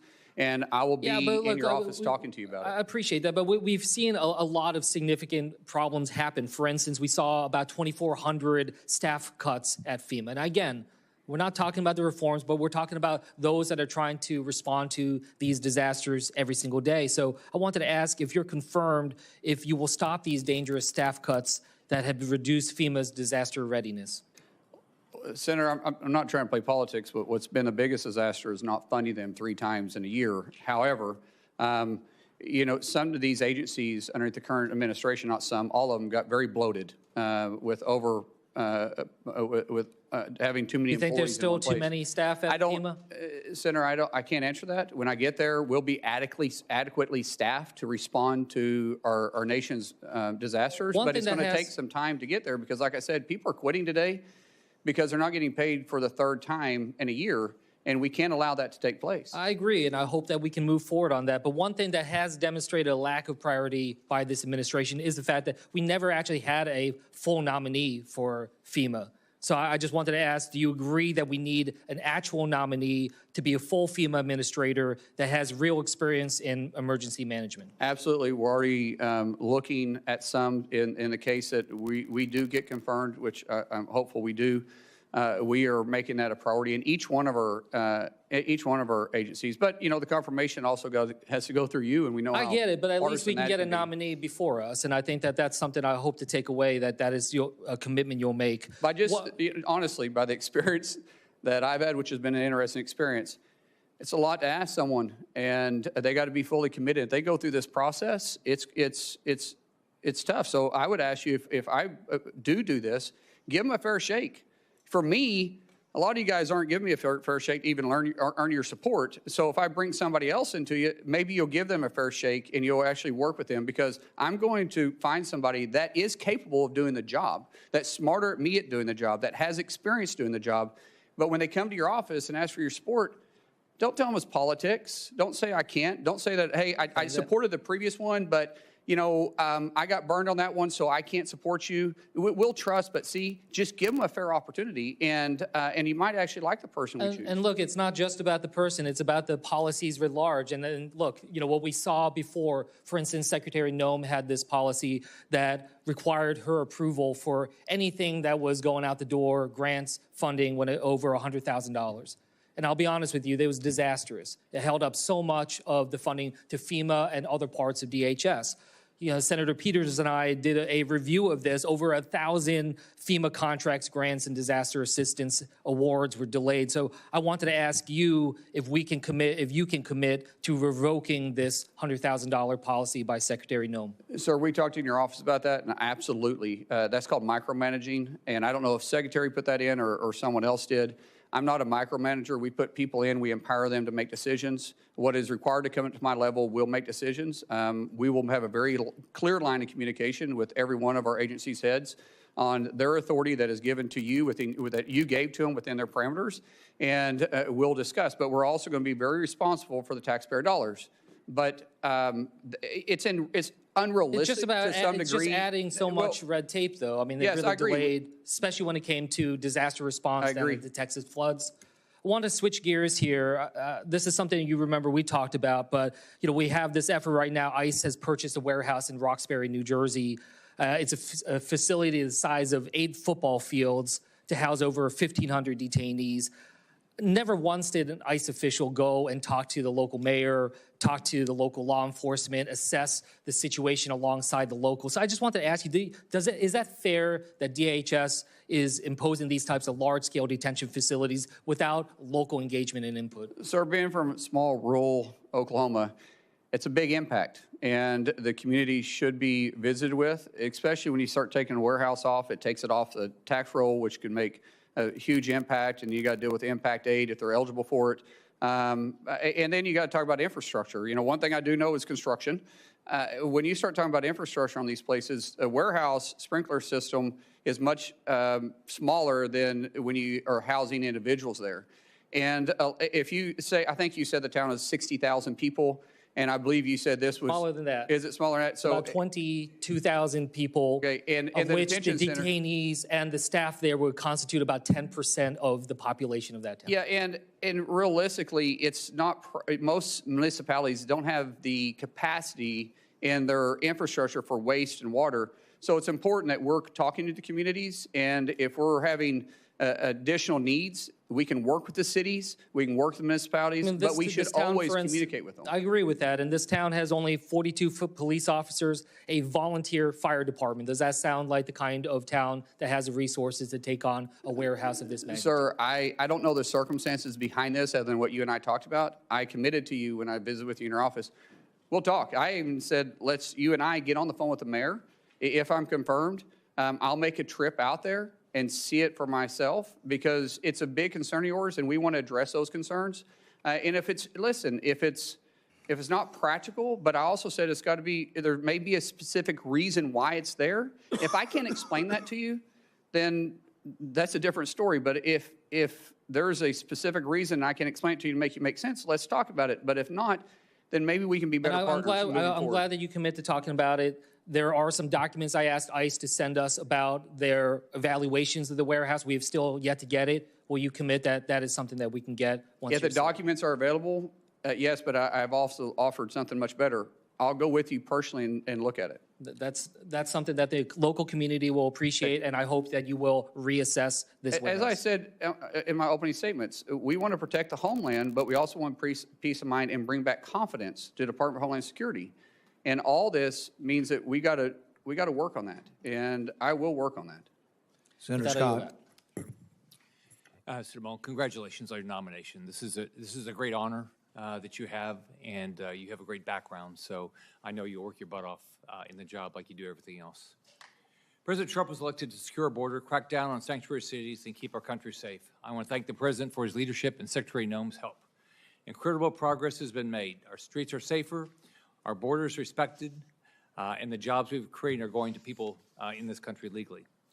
Now, as a result of the Democrats' partial shutdown, in the 4th week, TSA agents are not getting paid. Everybody in the Senate's getting paid. I've had a bill since I got up here. If we don't pass budgets, we shouldn't get paid. I've had one of my Democrat colleagues say, oh, I've got a mortgage. I have to get paid. Well, think about all these people. TSA agents are not getting paid. Airlines or airport lines are in gridlock. We got FEMA grants stalling. Coast Guard counterterrorism operations are shrinking amid rising Iranian threats to our homeland. My understanding is ICE agents are getting paid, but not ICE leadership is necessarily getting paid. Last week, 2 terrorists boldly and hatefully attacked our citizens right here on our home soil, killing at least 1 person. The President's decision to stop the nuclear weapons and the ballistic missiles was a reason.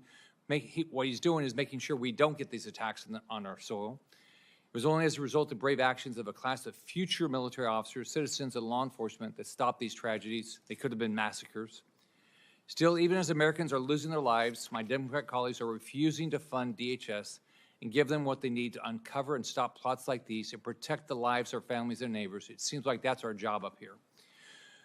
So, Senator Mullin, how do you view Senate Democrats recklessly holding DHS funds hostage at the expense of our national security interests amid threats from Iran and its proxies? Senator, it's unconscionable. How can you sit there with a straight face and say that we're trying to take care of the American worker when you're choosing to not pay 260,000 people and you're affecting their families? We've heard the stories of families having to stand in charitable lines for basic needs or getting a loan. And like I said, this isn't the first time. We're a month into this. They just came out of a 43-day shutdown that they were probably just recovering from. And yet we're still going to sit there with a straight face and say it's not about politics? So in Sanctuary City, transferred safely into ICE custody. First off, I can't imagine anybody elected that wants criminals back in their community, but that's happening. This creates opportunities for illegal fugitives to relocate or reoffend, like in the tragic murder of Kate Stanley. It also forces DHS officers to go into neighborhoods to root out violent criminals, which is way more dangerous for everybody.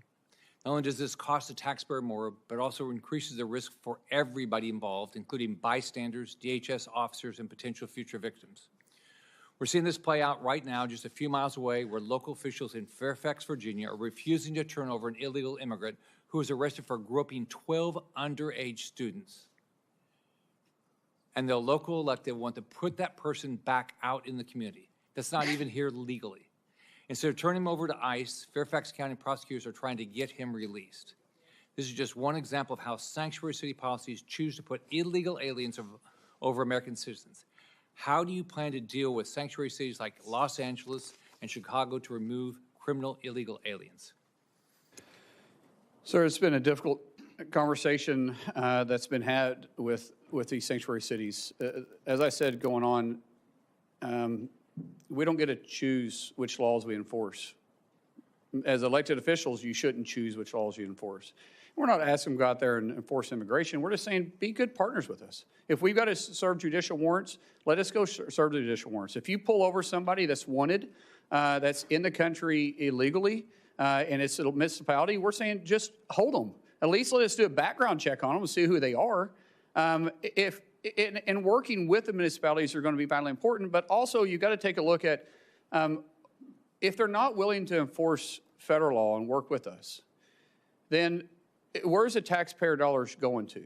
And ideally, I would like to go in there and talk to the mayors. I'd like to go in there and talk to the sheriffs, talk to the police chiefs, say, what is your concerns? How can we get past this? Because the president has made it very clear he wants to protect the streets for every American. He wants to restore law and order to every city. I don't think that should be controversial. But some people have for political purposes, or maybe they didn't like the tactics. Either way, I find it really hard to believe that law enforcement in those communities don't want to do their job. So maybe we sit down and we just work it out. It's like I tell my wife all the time. Sometimes when she gets mad at me, and I'm right, she's wrong, by the way, but sometimes when she gets mad at me, I have to apologize because I simply say, that was a joke, by the way, for everybody that's married. But I have to apologize, and sometimes I tell her, I said, honey, it's a misunderstanding. We still love each other. We still want the best for our family. And these law enforcement, and I would even say these mayors, they still love their community. They still love their cities. They still love this country. So maybe it's a misunderstanding we can work by. And I'm going to start with that. That's what I'm going to start with. If we have to do something different, then we will, but that's where I'm going to start at. It's a misunderstanding, but we're going to force the nation laws and make sure we protect everybody in their city and hopefully work with them and never work against them. Senator Mullin, as Secretary of Homeland Security, do you have any ability to ban funding to sanctuary cities that ignore the federal laws meant to make citizens' lives safer, but then turn around and ask for federal money for added protection?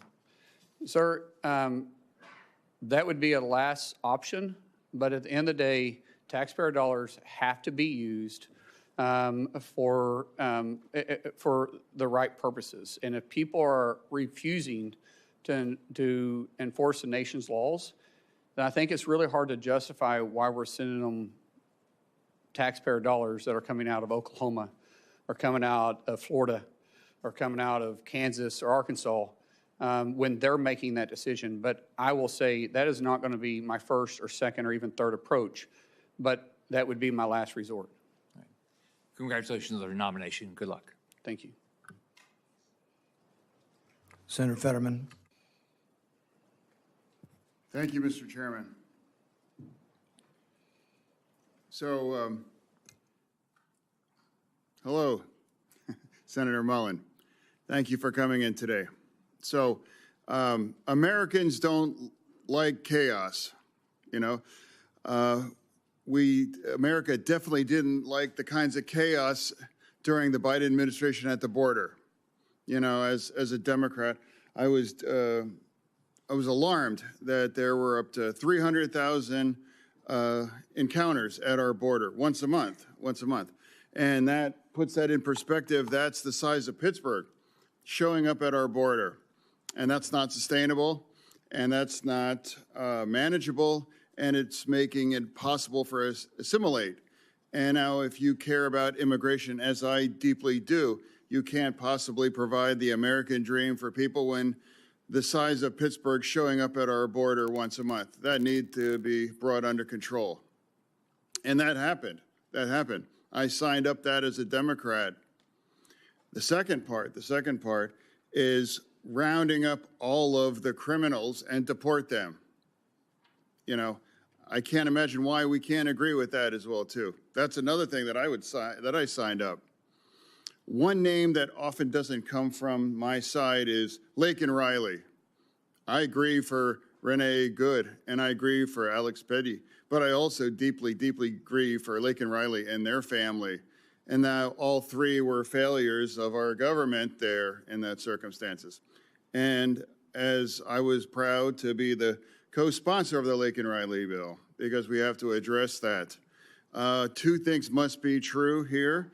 We need to have a secure border, and we have to round up and deport every single criminal in our nation. I can't imagine why that's critical or controversial for anybody, you know. So I'm trying to find a way forward. And now you and I have had conversations on this, and that's your commitment to focus on those things. I believe that's effective, accurate, correct? Yes, sir. Yeah. And now another thing.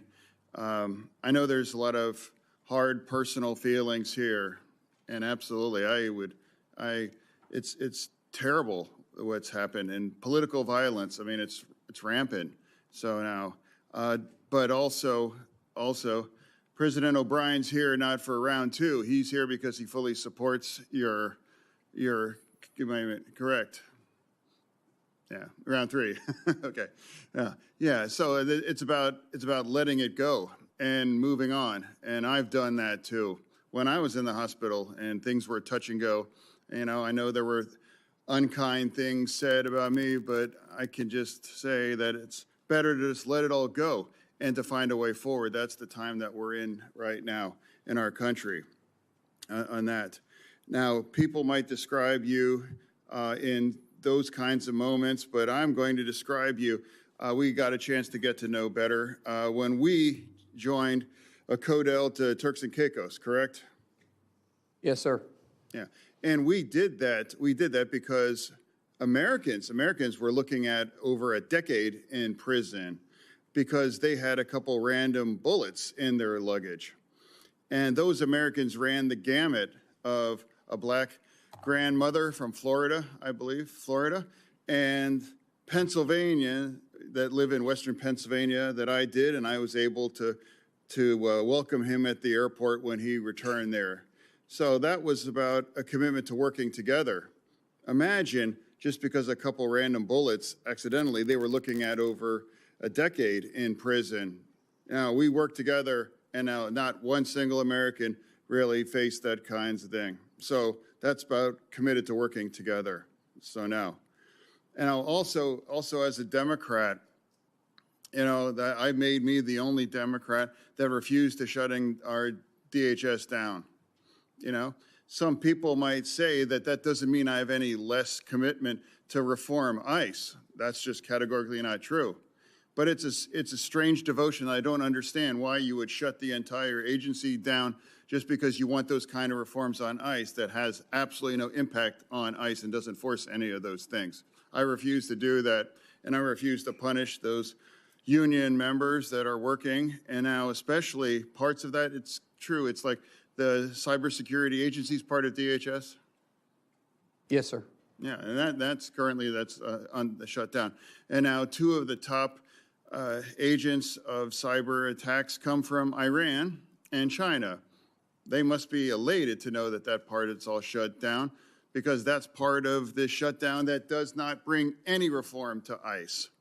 You know, that I want any less than other Democrats, you know, here. The difference is I refuse to punish and make our nation less secure part of that. So for me, I came here and I committed to come here with an open mind, and I'm going to continue to do that. And it's not going to be about gotcha moments. For me, it's about just saying, my experience with you has been consistent kindness and professionalism. You know, the first time I met, it was you and your wife behind you when I was here at the orientation here in the Senate.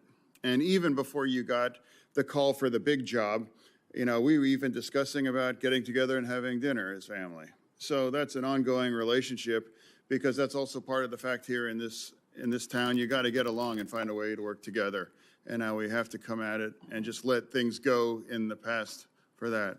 Finding a way forward, that's my responsibility to represent Pennsylvania. And for you, I just want to thank you for showing up. And now I'm going to engage, and I'm going to remain with an open mind throughout all this, as I made to my friend here. And I'm going to do that. So thank you for bringing your family here too. And I look forward to hearing for the rest of my colleagues' views on you. Chair. Thank you, Senator. Senator Ernst. Thank you, Mr. Chair. Thank you, Christy, for being here as well. Senator Mullin, I have to say, I'm just going to be blunt, very honest with you. I hope that the president is watching. I am going to say to the president, I am really upset that he has made your nomination. Why?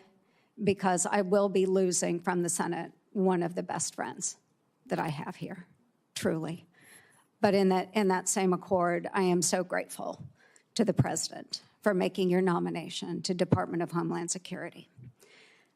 So we've had a lot of discussion here. I know, just as Senator Fetterman said, there are a lot of differences and opinions on the politics surrounding DHS. And Senator Fetterman mentioned that he grieves for all of those that we have lost.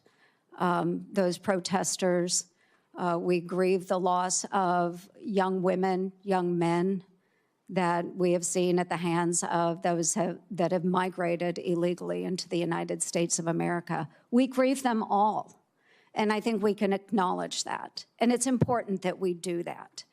We're in really trying times right now. And one of the things that I want to focus on right now is the bipartisanship that you have had with so many members in the House, in the Senate, the relationships that you have outside of this body, because I think it's really important, because we get in the political fights all the time, and we're all trying to score points back and forth. Bipartisanship is not very sexy, but I think we need a lot more of it. So Josh Gottheimer was here today. I respect him so much. And the fact that you remain friends today is incredibly important. I noticed you also gave Joe Kennedy a shout out. So I sent him a picture I took of you from the dais because I know Joe really well as well. There are so many relationships that we have in this body, and I wish more people would see that we have those relationships. We carry them in our hearts. It means we're better people because we open our minds to listen. And to that point, I want to thank you, Mr. O'Brien, for being here as well. Because what started out as a very big difference between you and Mr. O'Brien, you found a way to both of you come together to share thoughts and ideas and turn something really good out of that discourse. And I think more people need to learn how to do that. And so to all my friends sitting here in the dais and those that are watching, is that this is how America works, where we're able to take differences and come together and not just shout at one another, but come together and figure out a way forward. That's what makes this country such an incredibly brilliant country, is that we can recognize those differences. So I want to talk a little bit about a trip that we took last year. So many folks know that you serve on armed services. I serve on armed services. We do congressional delegation visits. And a little over a year ago, or about a year ago, Senator Mullin led a congressional delegation visit into a country that had not been visited by an official delegation trip in 15 years. Along on that trip, I was also there. Chairman Smith was on this trip as well as Democrat Jimmy Panetta of California. We went to Syria. We sat down with the president there, al-Shara, for his first official visit from the United States of America. Now, a lot of people will say, he was a member of al-Qaeda. What are you doing sitting down with somebody that was a member of al-Qaeda? It's the same reason we sit down with people that we have differences with, is to find a way forward. So, Senator Mullin, I would like you to talk a little bit about that trip and why you believed it was important that we do that. Thank you. Thank you, Senator. You're right. The president of Syria wasn't really somebody we should have a lot of common ground with. And we actually talked about that. Him and I talked about that. Had a very blunt relationship about it. But the fact is, our world is different. And there's different leaders for different countries and different places. And you have to understand the region and the area they're in. We're not in the business of necessarily picking the leaders, but when we do, hopefully there's a way that we can work it out. And if you remember the president at the time, he said, when I was younger, I was fed a lot of propaganda. And I'm paraphrasing this. He says, but when I was in American prison in Iraq, he started looking at things different. And then he also went on to say, yes, I was affiliated with al-Qaeda, but it's much like you guys being affiliated with Russia. It was interesting to me knowing how he went through the history. He said, it's much like you guys being affiliated with Russia and China and World War II, and look where you're at today. Sometimes in war, when we're fighting for our country, I left Iraq and came back and fought for Syria because that's my home. We have the most diverse population in the history of the world in Damascus. And I don't want the foreign influence. And after I got out, I realized my fight is for my country, not for this necessarily organization, but for me to get resources, for me to get fighters, for me to be able to fight for my country. And hopefully, even though he said openly, I never planned on being president of the country. I was just wanting to get my home back. I find myself here. And he was very open. He says, I have made mistakes. And I said, I've made mistakes too. And I said, we're not perfect, but if we can work together to be a trust but verified, he says, I want a relationship with the United States. Mm-hmm. I want to have that relationship. That's not common for somebody with al-Qaeda ties. That's somebody that says, yes, my past is my past, but I'm looking to the future. And I think we all have past. In past, we can learn from. We learn from successes and failures in our past. But if we can grab the past that we made a mistake on and say, yeah, that's a mistake, I'm not going to make it again, that's a lesson. That's where wisdom comes from. If you can also learn from your successes, then that's also where wisdom comes from, and that's considered someone that has the potential to be a leader. And I would rather work with those leaders like that than to continue to see the civil war that was going on, and in some cases still going on in Syria. Yes, and thank you. And I just use this because my time has expired, just to demonstrate how we all have such significant differences. We can come from different backgrounds, but I've been on a lot of congressional delegation visits, folks, a lot in the 12 years that I've been here. But to watch Senator Mullin lead this delegation and to be able to speak to someone that is far different than we are and bring our countries that closer together, I know that he will do that with every one of us serving in Congress. I know you will represent us very well. You will represent the administration very well. You will make our country safer. So thank you, Senator Mullin. Thank you, Christy, very much for your friendship as well. Thank you, Mr. Chair. Senator Slotkin. Thank you. Thanks for being here. Thanks for our conversation yesterday. I want to just actually add on to what Senator Langford was saying and just focus on the attack we had at a temple that's very close to my heart in Michigan, a place I know well.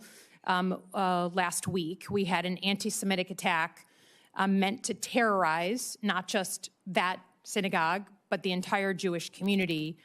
And I think the light is really blinking red. And that is the feeling for the Jewish community. And just as an objective statement, the Jewish community is 10 times more likely to be the victim of a hate crime than all other religious groups combined. That's not a political statement. That's a factual statement from FBI data. We talked about the need to work together. The Jewish community is spending about $1 billion a year privately securing their own institutions. No religious group should have to spend that amount of money that could be going to lots of other things on their own security in the United States of America. So I would just ask your help in reforming the nonprofit security grant program so it's agile, so you don't have to like win the grant and then still do 100 pieces of paper, maybe even looking at a rapid reaction fund, but certainly asking for some sort of task force.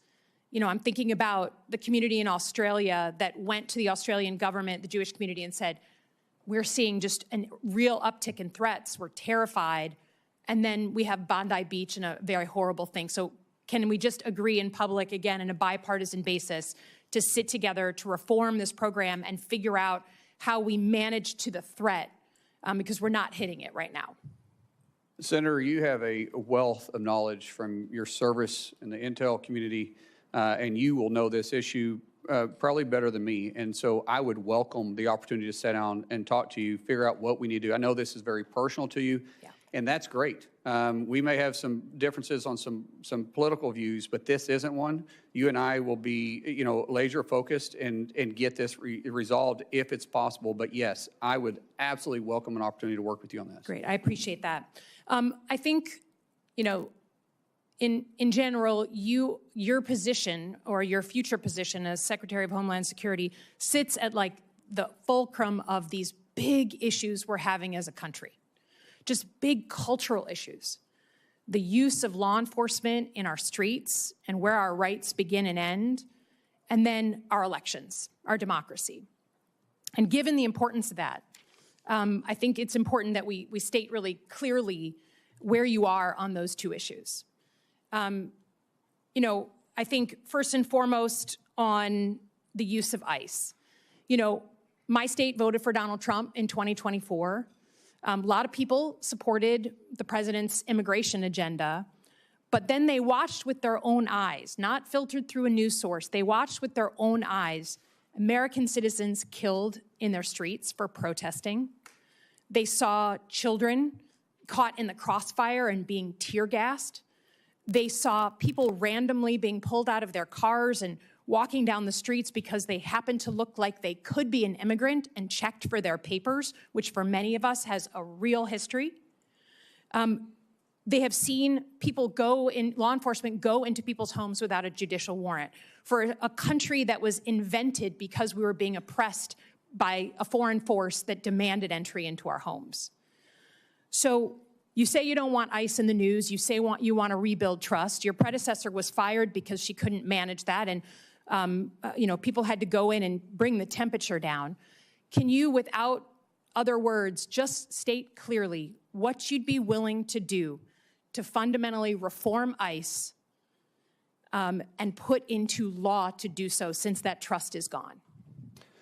Ma'am, as you know, I can't make the law. You guys make that for me. But you're going to be the secretary. Yes, I agree, but I can't make the law. I can work within the parameters. No, but tell us what you'd be willing to put into law. So right now, the law that I work into is your guys' decision. We'll work through that. But I do believe there is a better approach. And I think working with municipalities, I would love to see ICE become a transport more than the front line. If we can get back into just simply working with law enforcement, we're going to them and we're picking up these criminals from their jail. One, we're going to reimburse them for having the person there. And have partnership is vitally important. I don't think there needs to be a law to change that. I think I can work within what is there, but there's an approach that can happen, but we got to have partners. Yeah, I understand, but we're not going to agree to this here, but I would just say the ability the trust is gone, and not just with Democrats. That's why we're here. That's why your predecessor was fired. And there needs to be fundamental reform of this law enforcement agency. And I think that the public writ large is crying out for that. Let me turn to elections. Senator, let me turn to elections. The Department of Homeland Security has the mandate since the Obama era for securing our election infrastructure. That's an important job, and you'll be secretary. The president has continued to say that he won the 2020 election, even though there's been 60 court cases saying the opposite. He has said he wants to federalize the elections. He has said name-check cities, including Detroit. He has said voting machines are inaccurate. He has said in the State of the Union, I was on the Senate floor, paraphrase, that if his side doesn't win in November, then the elections were rigged, which is exactly what he said 8 months before the 2020 election. You have your own history. You did not certify the 2020 election. There are people at the Department of Homeland Security, 3 people specifically, who are well-known election deniers now running election security functions. Who won the 2020 election? Ma'am, we know that President Joe Biden was sworn into office. He was the president for the last 4 years. But I do believe won the election? My job as Department of Homeland Security Secretary will be to make sure that we assure that the elections are fair and people can trust them. Does the federal government run the elections process, or do states? It's very clear in the Constitution that the states control state elections, and then there is some federal oversight that's on it, but the federal government can set some standards. So if you're talking about the Save American Act, requiring you, which is within the Constitution, by the way, requiring individuals to be citizens of the United States, I don't think it's too much to ask somebody to prove they're a citizen of the United States. That's to vote not what in a we're federal talking about. election. I'm talking about administering the elections. If you are Secretary of Homeland Security, do you feel you have the authority to put uniformed officers at polling locations in 2026? Ma'am, we said this in your office. The only reason why my officers would be there if there was a specific threat for them to be there, not for intimidation. And So I said even though we would be able didn't to need share it that. during World War II, we didn't need it during Vietnam or the War on Terror, we never had to put uniformed military there. Now you feel that there's going to be a reason that there's going to be an armed threat to the United States that you No, need to ma'am. potentially I be said there? I can't sit there and guarantee hypothetically of what threat would be and not. I'm not putting military. That's not within my privy. Uniformed Yes, officers. but if there is a threat, a specific threat, say it's in a Jewish community, and there is a threat that's specific to that polling area, then we will work with local law enforcement. There'll be a reason for us to be there, and it'll be known why we're there. I think the reason you're here and not Kristi Noem is because Americans trust their local law enforcement now way more than they trust ICE. So I would just say, if we ever get to the point where you are being asked to put armed ICE officers at polling locations, we have lost the plot as a country. We have fundamentally lost it. And until I hear someone tell me that this man, President Trump, will actually allow us to have a free and fair election, there is zero trust here, and I cannot trust that he won't try and steal it. Again, I yield back. Senator Moody. Thank you, Mr. Chairman, and congratulations on your nomination. Congratulations to your family. I can't think of a better person at this moment in time to lead such an important agency. Talking about Americans trusting their local law enforcement, I think that is true. I think that's one of the reasons, as the Attorney General in Florida, I worked so closely with our law enforcement, our local law enforcement, to make sure we were triaging our resources and going after really bad people that wanted to harm our community in a way to make our state safer. And part of doing that is we supported them. We made sure that they had resources, they had more the support behind them. They knew that we had their backs. I'm proud that Florida was the first state to have every single county sign up to work with the federal government, because we were dealing with an unprecedented situation following the last administration, where you had people working with radicals in that administration to destroy the border, roll out a welcome mat to everyone, and has left our nation reeling from an unprecedented surge of people we don't know who are here, many of which, before they even got here, had committed crimes and have committed crimes since. The way to recover and shore up our communities is to work with, in partnership, local law enforcement who have an expertise in their communities. And it is disheartening to me, not just as a former attorney general or as a former prosecutor, but as the wife of a law enforcement officer and someone that worked very closely with them, it wrecks me to hear them refer to law enforcement in general, especially some of the men and women that serve currently in the Department of Homeland Security, as breaking into people's homes and shooting Americans. And I think we can all acknowledge that we want law enforcement to meet professional standards, to act with the public safety in mind, to comply with the law. But we do not have to disparage an entire profession of men and women who put their lives on the line for you and for everyone in this room, and said that they were going to dedicate their professional careers to stand on that line and put their safety behind yours. When President Trump got in office, so many of these states on the Democratic side said, I will never work with that man to come in and correct and rid the communities of people that are going to do it harm. We won't. In Minnesota, the first thing they said, I will never help that person. I won't lift a finger, the Attorney General said. So in Florida, where you have 67 out of 67 counties signing up, tell me what I can do to help you. In Minnesota, they had like 7 of 87. Does that surprise anyone? No, because their state leader said, we will not help you. We will not go after the most dangerous in our communities. Have at it. See how it goes. We won't lift a finger. And when the administration says we are dealing with an unprecedented situation, 11 to 20 million people, that's never happened in the history of our country, how do we do this? We need to make sure we're focusing on triaging and getting people out that we know may do harm to our communities. They're like, what are you talking about? You can't have quotas. They won't talk about the quotas where they said we're put to Border Patrol, push more and more and more and more in. However you need to do it. Don't tell us how we can stop this influx or this surge. Tell us how we can push more in. They won't talk about that. And they want to tell you about focusing on children that are here, that are now here. Yes, you need to do that. As somebody that has pushed to protecting children and fought against trafficking with law enforcement's help, yes, you need to do that. But I loved how you said, let's talk about the tens of thousands of children that the federal government helped traffic under the Biden administration that we lost. And when they were made aware of it, they ignored it.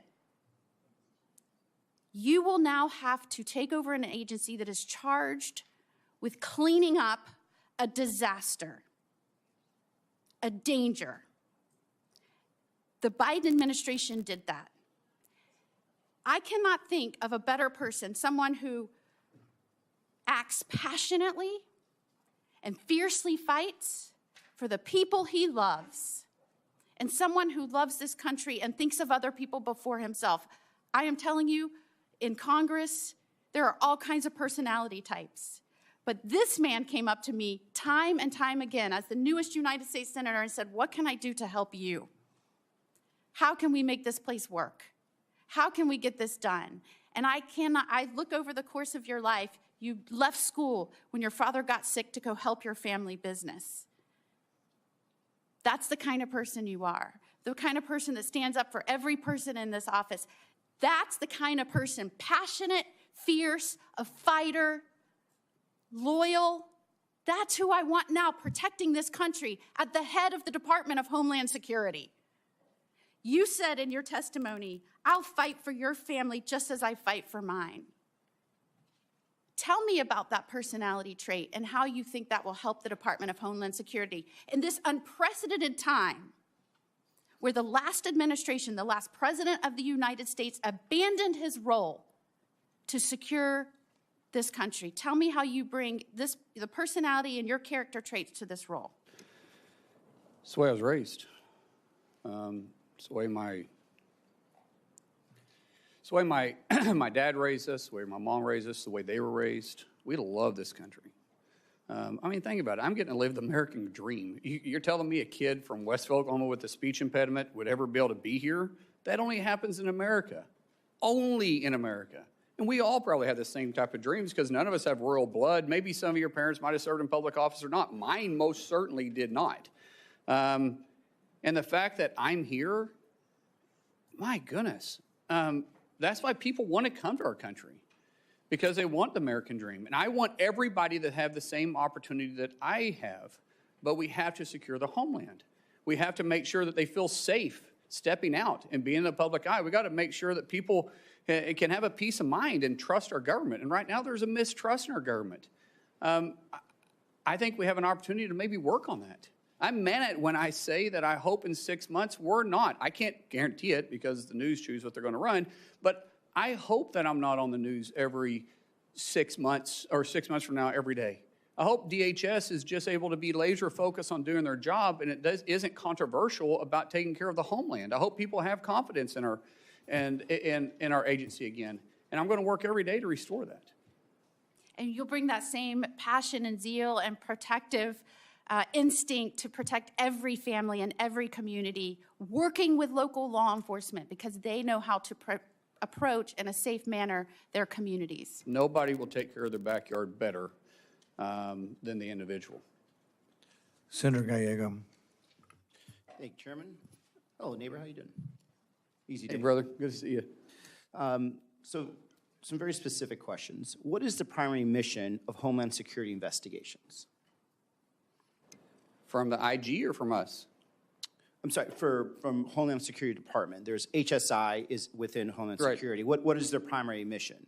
Well, it's not a trick question either. No, I understand that. And every agency, sir, we have specific missions that we are targeted to look at our aspect of protecting the homeland. And different directions have different paths.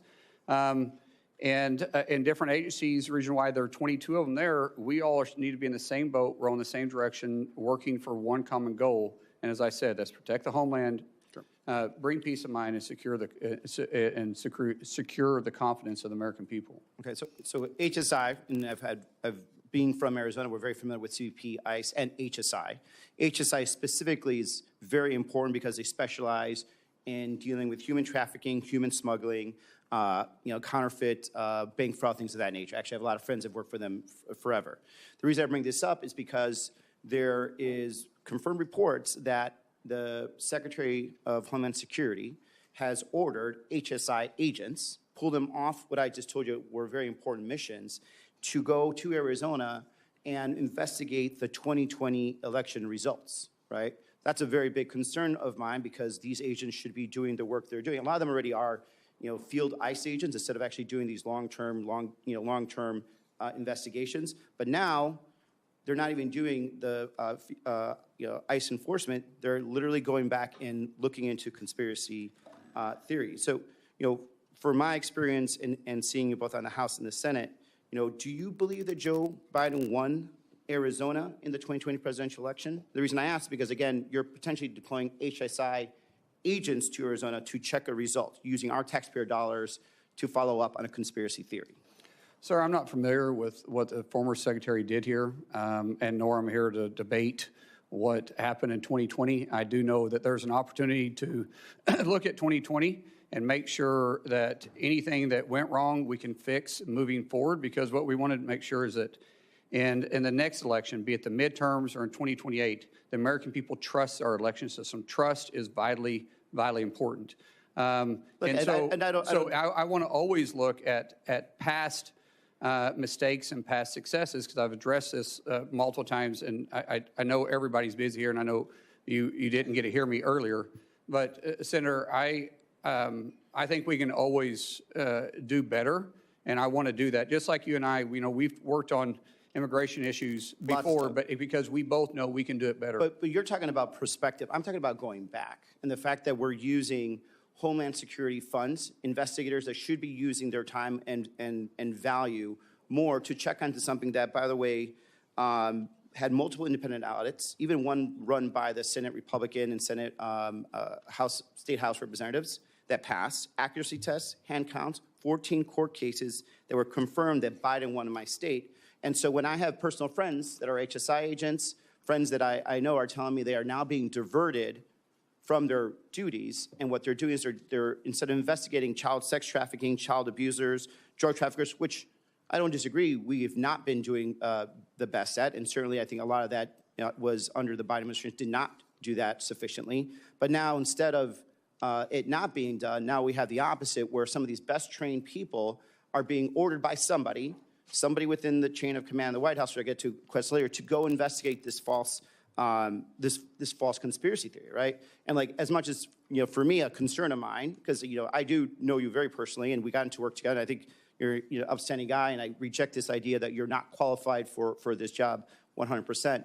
But when it comes to something as existential as this, that's when I have to start questioning, like, are you going to be in charge of a department that's going to say, you know what, HSI should not be used for this? As a matter of fact, no one in Department of Homeland Security should be used to do and investigate an election conspiracy. So that's, what I want to communicate on this is, like, I really urge you just to end that investigation. There's no reason why we need to go relegating back to 2020. There certainly isn't any reason why we should be using these highly trained professionals that should be going after some horrible people to be investigating conspiracy theories that have been litigated multiple times, and put them back where they were. Moving on from there, my other concern is something that I saw, with the previous secretary, and something that I've seen in myself in my time in the Marines, is that a chain of command is very important. I don't believe there was a real chain of command that was in the Secretary of Homeland Security. And when I say that, it's because I think Stephen Miller was the person who was actually calling the shots there, and you could see the results of what occurred. You had men and women in ICE and CBP that felt that they were unaccountable, talking to actual ICE and CBP agents from Arizona that got deployed to Minnesota. They don't know who really was in their chain of command. They didn't have operational orders. A lot of them did not understand, how to actually engage with the public at all. And when there was a point of who is responsible for making decisions, they could not figure out if it was Miller or if it was Secretary Noem and her deputies. They couldn't figure out if there were quotas versus there are quotas. Now we know that there are quotas. This is the problem. Is like, I want to make sure that if you're there, you're in charge and not Stephen Miller. Sir, the President has nominated me to be Secretary of Homeland, and I'll take full responsibility for that. Chain of command is important. I believe in empowering people to make decisions, but I will still be talking to the President on a regular basis. And any policy that is within my realm of authority that you guys give us, if the President wants us to look at it, we'll look at it, because I serve at his discretion. Yeah. One thing I don't know if it's been mentioned here, you probably would be the only second Native American in the history of the country to be a cabinet member, which I appreciate. And you know that I also do a lot of work with our Native American communities, the 22 federally recognized tribes in Arizona. And the one concern I also have is that when it comes to building some of these installations on the border, there has been very, very little to no tribal consultation, especially with some of our border tribes, the Total O'odham Nation, where we are building walls in areas that doesn't have much like ESL. So I have problems with the English once in a while too. There's a border wall that is going through tribal land that is in very sacred land that is not crossed and used significantly by human smugglers. It's important that DHS actually speak to these communities. They actually have programs that they do where they actually are working with DHS and local law enforcement to stop illegal smuggling, called Shadow Wolf program that DHS supports. But this last administration in DHS did not talk to them whatsoever. Did not talk about, did not even give the vague idea of tribal consultation, and now they're just building into some areas that has, unfortunately, some burials of some of their the people from their tribe. And so I think it's important that we reestablish tribal sovereignty, and I hope because of your background you'll understand and appreciate that. I respect tribal sovereignty, and there's a lot of technology. Now, we do have a job to secure the border, but we will work with tribal nations because there's other ways to have a physical barrier where you can have technology there too. And I don't think anybody would complain about that, but yes, you know my background. We have worked on tribal issues a lot, and I appreciate your passion. And I have a lot of good friends in Arizona with tribes that have that we've been on have good relationships with. And these tribal nations would absolutely work with you as long as they felt that they were the respect and also respect for the land, because we have a history of that. And, Mr. Chairman, I'm up. I can. We're going to come back around if you have a question. Senator Hawley. Thank you, Mr. Chairman. Senator Mullin, welcome to the committee. I see you have some supporters with you today. Chairman Smith, good to see you. My friend Sean O'Brien is here. I want the record to reflect that my money was always on O'Brien. I just want that noted. I want it noted for the record. Senator Mullin, let me ask you this. In your own words, could you tell us just in capsule form, what is it that DHS, what's the mission of DHS as you understand it, as you would put it, as you would explain it? Quite simply, it's simple: to protect the homeland. Very good. To protect the homeland. Okay, let me ask you this. 10 days ago, there was a shooting at Old Dominion University that left one person dead, 2 people critically injured. The gunman had potential terrorist ties. Is this a good time for the Department of Homeland Security to be shut down and unfunded? It's the worst time, and keep in mind, we just came up a 43-day shutdown, and this is the 3rd time in a year, and it's devastating to the morale of the men and women we have tasked to take care of all of us, all the homeland, regardless if it's a blue state or it's a red state. We have to look at it all the same, and they have that mission mindset, but they don't have the pay to follow it up. A few days before that, 2 individuals attempted to detonate bombs in New York City in a way that would cause mass civilian casualties. Both of those individuals have potential terrorist connections. In light of that, is it a good time for DHS to be shut down? Sir, I think with the current conditions, this is the worst time we could possibly do it. A few days before that, in Austin, Texas, 3 people were fatally shot outside of a bar there when a gunman opened fire in the early hours of a Sunday morning. That gunman also had potential terrorist ties, and yet DHS is shut down. Just a week ago, a gunman loaded his truck with incendiary devices and rammed it into the Temple Israel Synagogue outside Detroit, Michigan. As I'm sure you know, 40 law enforcement officers, 40, had to get emergency medical attention. It's a miracle. By the grace of God, nobody was killed except for the gunman. But 40 individuals had to get medical attention, and yet DHS is still shut down. Let me just ask you this.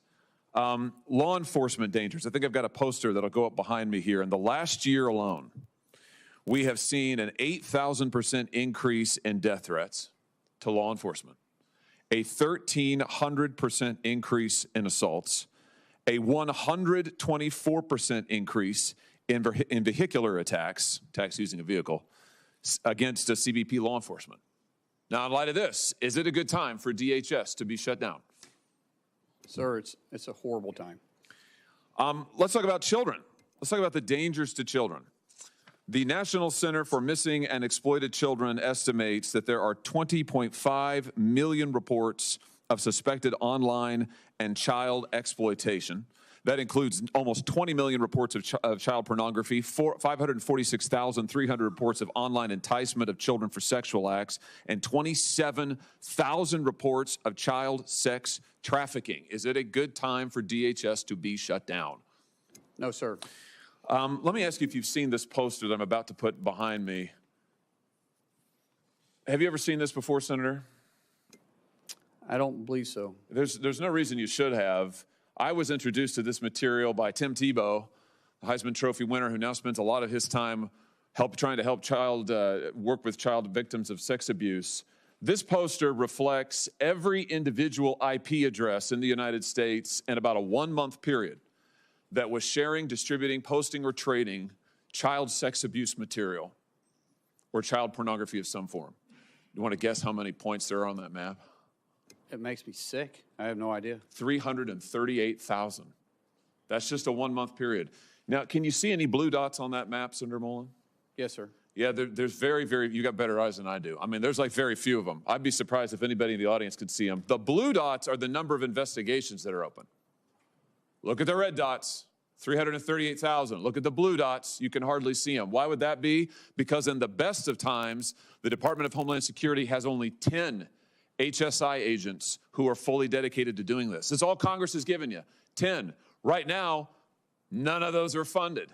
Is this a good time for the Department of Homeland Security to be shut down? I think any parent can look at that and it makes you sick, especially with teenage daughters like myself. That's scary. We have to focus on this. It's very scary. That's exactly right. I'm glad to hear you say that. The Biden administration and your predecessor in this role, Alejandro Mayorkas, lost track of 450,000 children who were trafficked across our border over a 4-year period. 450,000 children. It's the biggest child trafficking ring that was set up under the last administration in the history of this country. The president has been doing a tremendous job. They found in the last year over 145,000 of them. That leaves almost 300,000 who are still missing. And yet, the Department of Homeland Security is unfunded and shut down. Let me just ask you again, does it seem like a good time for that? No, sir. Let's talk a little bit about the challenges that are being faced by people across the country who are facing natural disasters, as we have in my home state of Missouri. We had major tornadoes rip through Missouri last spring, all across the state, particularly concentrated in the eastern part of the state, the St. Louis area, southeast Missouri. We have thousands of people who are without power, who lost their homes, many who were injured. We have had much disaster aid approved by FEMA, but we're still waiting for some of that aid to get to us. And now FEMA is shut down.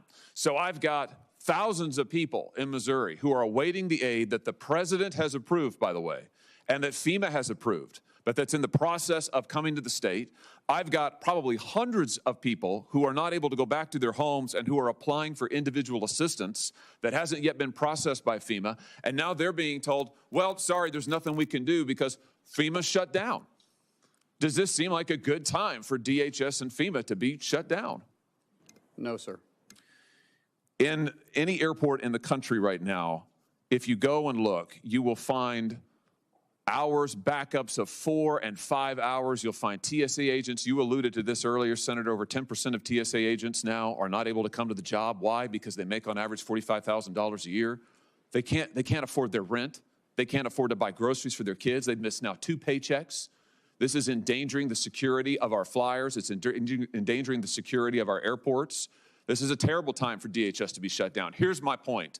Whether we're talking about children who are missing, whether we're talking about the situation against our law enforcement officers, whether we're talking about the dangers to the homeland, we are involved in a major conflict overseas. This nation's homeland needs to be secured, and yet my friends across the aisle have shut down the Department of Homeland Security. They have defunded every agency we just talked about, and I just want to ask them, how long is it going to take? How long are these children going to have to wait in exploitation? How many more are going to have to go missing? How many TSA agents are going to be able to afford to put food on the table for their children? How long are the people of St. Louis and southeast Missouri going to have to wait to get back into their homes before we can finally have a vote to reopen the Department of Homeland Security? It is long past time. I welcome your nomination. You're going to be a terrific leader of Homeland Security. I can't wait to see you there. But it's time for this Congress to do its job and fund DHS and protect the homeland of the United States of America. Thank you, Mr. Chairman. All right, thanks, everybody. We are going to do another round of questions. I want to let anybody ask a question that wants to ask a question, but I really don't want to give everybody 7 more minutes. I want to kind of keep it to pressing questions. We'll start on the Republican side. Does somebody have a pressing question they didn't get to ask or would like to ask? I'll use back. Anybody else? Senator Ernst. Yes, thank you. Again, Senator Mullin, I truly appreciate you being here. And I do want to ask some questions. I do want to follow up. So many people have pointed out the various departments that exist and are not being funded under DHS. So we have a really, really significant anniversary coming up this year. So most people will think it's our nation's 250th, which is extraordinary. But the other significant anniversary that has impacted so many of us, especially those of us that have served in uniform, significant anniversary, the 25th year of September 11th, 2001. So right now, we are currently in our 32nd day of the Department of Homeland Security being shut down. We have men and women serving in TSA, in FEMA, in the Coast Guard, Secret Service, in the Cybersecurity and Infrastructure Security Agency, all of them under DHS, not being funded. Now, I just heard in the first round of questions, one of my colleagues on the left say, this has nothing to do with ICE. They are funded. If it has nothing to do with ICE, why are we not funding these agencies that protect Americans? Especially as we're coming up on the 25th anniversary of September 11th this fall. It's a significant anniversary. I hope never to repeat it. But the fact of the matter is that there is a greater possibility of September 11th happening all over again because we are not properly funding the men and women that protect our homeland.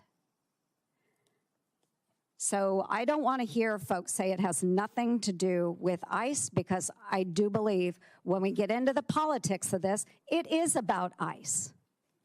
It is about ICE. So I would love for my friends on the left to acknowledge it's about ICE, but acknowledge that protecting our homeland is much more important than the politics of this. So, yes, question. Senator Mullin, do you think it's time to set aside the partisan politics and partisan games and fund DHS as a whole so that the department can be fully functioning to protect Americans, especially as we are approaching this fall, the 25th anniversary on one of the greatest attacks that we have ever seen on our homeland? Yes, Senator. I look at this as a political theater that we're playing games with, and we're risking people's lives, and we're disturbing people's lives. As I stated earlier, we have 260, 280,000 employees in DHS that's still on the job, still working, still keeping us safe without pay. I don't know how in good conscience you could sit there and think that's okay. It is not okay, and I look forward to your leadership at Department of Homeland Security. Thank you, Senator Mullin. I yield back. Senator Peters. Yeah, I have a couple of questions for Yes, you, Senator Mullin. But before that, I just want to clarify what we're hearing about funding for Homeland Security. I think the political theater has been on the Republican side, because there is really no debate with any of my Democratic colleagues that we need to fully fund FEMA, that we need to fully fund the Coast Guard. We need to fully fund CISA, to fund all of those other areas. The TSA folks all should be fully funded. But unfortunately, my Republican colleagues who control the floor, you are in the majority, you determine which bills go on the floor and which ones are up for a vote. The way we can do that so we don't have a floor vote is we can go and move by unanimous consent and move a bill and say, is there anybody that objects to this bill? And if they don't object, it immediately is passed. That's the procedure. So folks at home watching this, we have bills that will immediately pass and could pass today. We have put on the floor bills to fully fund TSA, and my Republican colleagues have objected. I heard all this support for TSA today, so I hope you tell your colleagues, don't object to the TSA funding bill. Please don't do that. We could pass it today. God, that would be great. But we heard a lot of theater, all this stuff. FEMA, pass it today. Coast Guard, pass it today. CISA, cybersecurity, pass it today. So as the nominee for Homeland Security, I would hope you would tell your colleagues, boy, this is really important. Don't object to the bill that allows us to pay for this.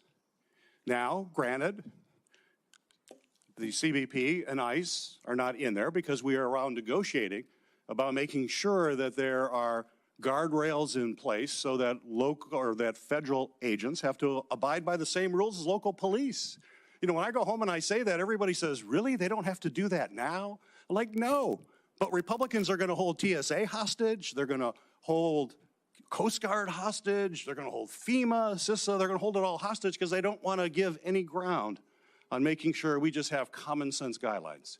We have a solution for that. Pass the bills for all of these other agencies. Pass them. They can happen today. We've tried for the last 2 weeks, and my Republican colleagues object. Don't object anymore. And then let's focus on trying to come together. And I appreciate your comments about how we come together. Let's come together and figure out how we put common sense guidelines in place for federal agents that are operating in our communities. You've expressed an interest in doing that today, and I take you at your word for that. So let's do that. But let's not make TSA a hostage in this whole thing. Let's pass the bills. We can do it. So I heard it. I heard HSI funding from one of my colleagues here. I want to be clear, HSI is funded because both CBP and ICE are fully funded because of the big bill that passed last year. So that funding isn't even in jeopardy. What's in jeopardy, we can fix today. All the things that are not being funded, we can fund today. And every single Democrat is for it. There's only one Republican. It only takes one Republican to object, and apparently that keeps happening. I'd talk to that one Republican and say, stop objecting to this. If you truly all believe in that, stop objecting to it. HSI is getting money now because of the big bill. But what's the problem with HSI? And I agree with my colleague with child exploitation. I'm going to be at the top of the list when it comes to making sure we're doing as much as we can to stop that. But unfortunately, this administration has actually transferred all those HSI people to immigration enforcement. They're not even doing what they were supposed to be doing. So I would hope if you are confirmed, you will bring those folks back to their role that my colleague says is so important, which I agree with. But why did the administration send them off to immigration work then? Apparently, the administration doesn't think it's as important as my colleague. And I just want to wrap up here. Questions that we had related to your bio. And the biography is important. And it's important that we fully understand how you're presenting yourself. And if there are any ambiguities, we want to work that out. On March 11th, I sent you a letter asking for information about any activity related to any special assignment, which you talked about here today, that you have been involved in. There was no exception for official travel or any of that. We just asked any of these special assignments that you have talked about. You responded to the committee in that letter by saying my voluntary work included special assignments outside of DOD, was that I offered support and mentorship from a Christian perspective to both Afghans that supported our efforts and other personnel that served in war zones. You stated your special assignments occurred intermittently between 2006 and 11. My letter did not exclude official travel, and it also gave you explicit instructions in that letter for providing classified information, how we could do that, and do it in a way that protects that classified information. You didn't provide any of that. And today is the first time that I'm hearing about your classified activities from 2015 to 16. Quite frankly, as we've had these conversations, you have not been forthcoming with me or this committee. The story always seems to evolve, to kind of change. And as you know, candor, honesty, transparency are absolutely critical, particularly at this time to try to build trust as the Secretary of Homeland Security. So we have to clear this up. We feel pretty strongly we have to understand exactly what this is, especially with all your public comments that have raised a lot of questions. We've checked. The SCIF is available.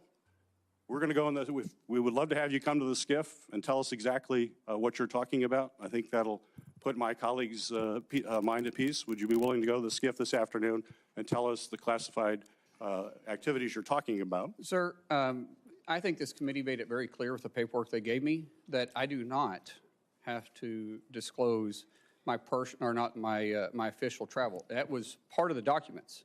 And it went over 2 or 3 times. I complied with exactly what the committee said. And there is no statement for, or no area for mission work and mentorship. That was a volunteer basis that I did on my own time. And it was very specific over and over again that you don't have to claim official travel. We want to know what this supposed classified work was. We have real questions about it. I asked the FBI yesterday, I said, if someone had appeared in any classified document, any document, would that be in this report? And they said, yes. I said, well, I don't see anything for Senator Mullin. Why is that? They said nothing showed up. We queried the Department of State, the Department of Defense, other intel folks. So you're in no classified document that the federal government has, according to the FBI, and yet you're telling me you did all this classified work. I don't understand how that recognizes. Sir, I didn't say all. I was very clear with what I said. I get what you're trying to get to here, and that's fine, but I complied with everything the document said, and it was official travel, and it was a classified trip. Well, let me just chime in on this. I've agreed this is the fastest hearing anyone's ever had. This will be the fastest vote anyone's ever had, and that's despite my qualms and problems with your nomination.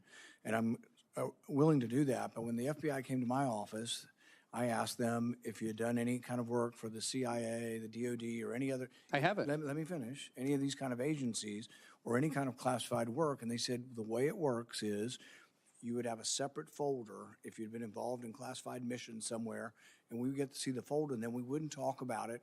We would look at it privately, and we would know what you're referring to. So it's confusing to us because there may have been some papers that said your official trips were excluded. I don't know which ones were and weren't, but you've now mentioned today that you have activities you've done. And so I think it would be easy, and I'm still willing to have the vote tomorrow, but I can cancel the vote tomorrow. I'm still willing to have the vote, get this done, and get it over with. But I think that just to make clear, and it doesn't sound like it's a secret you're too concerned about divulging, if you would to spend an hour and go to the SCIF or 30 minutes and just tell both the ranking member and the other, and it would be private and it won't be revealed, I think it would get this over with and we wouldn't have a complaint about going ahead with the vote tomorrow. I have no issue with that if you guys get cleared on it, because way my understanding was there was only 4 people read in it, and it was a special program inside the House. Just like I wasn't on Intel at the time, I'm not saying I was, but I have no issue with that at all. I would welcome being brought up. It was very unique, and that would be on you. We're not going to try to figure out who the 4 people are and whether we can have approval to it. And I don't but if you're doing something that important, really it probably ought to be revealed and discussed in a classified manner. Senator, or Chairman, it's not on me to. I don't have the authority to do that. This is why I said I was very clear. Sorry that I never talked specific dates or locations on this, and so I have zero issue with talking about it. But do it this afternoon. I don't have clearance to talk about this afternoon. I don't. It's not me to release. This is a legislative program. This is a program that Congress assigned you to. Yes, this was within my official duties. Who assigned it to you? Sir, that's not for me to talk to you about on this. I'm sorry. This isn't a classified setting. I'm sorry. I'm not trying to be ugly. You know how classified situations work. Which agency classified it?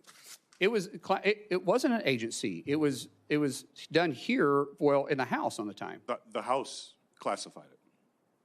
I'm assuming. I wasn't on Intel. We're just not really aware of how the House classifies things. I have no idea. I know every time we spoke about this, we had to go to the SCIF and visit about it. But I know there was a paper that I had to sign before it even started, and I may be wrong. There may be more than 4, but I know it was only me and 3 other people that ever discussed it. It's so secret that we can't know about it. I would think that there'd be some paperwork in the SCIF that they should show us saying this is so top secret and this was made classified. I have no problem. You're welcome to go to the House. This started in 2015. It ended in little late in 2016. I have nothing to hide on this. This is too easy. I would really enjoy sitting there and have a conversation with you because I don't want you to have question my character on this. So that's very simple for me, but I can't make that authorization. You guys know that. Well, it's a little difficult for us to go ask about a program that has no name, and we have nobody that we know to talk to about it. So I don't know how we would begin doing this without your cooperation. But I'm willing to cooperate. I'm willing to hold the vote tomorrow, but you brought this up, that you were on a super secret mission that you can't tell us No, I did not say super secret, sir. I said it was classified. That only 4 people know? Well, no, I only know if there was 4 people. There was maybe more people that understood it, but I know there was only 3 people plus me that was ever in the meeting. And so as far as I'm concerned, only 4 people was read in on this. So did this you were on the Intel committee?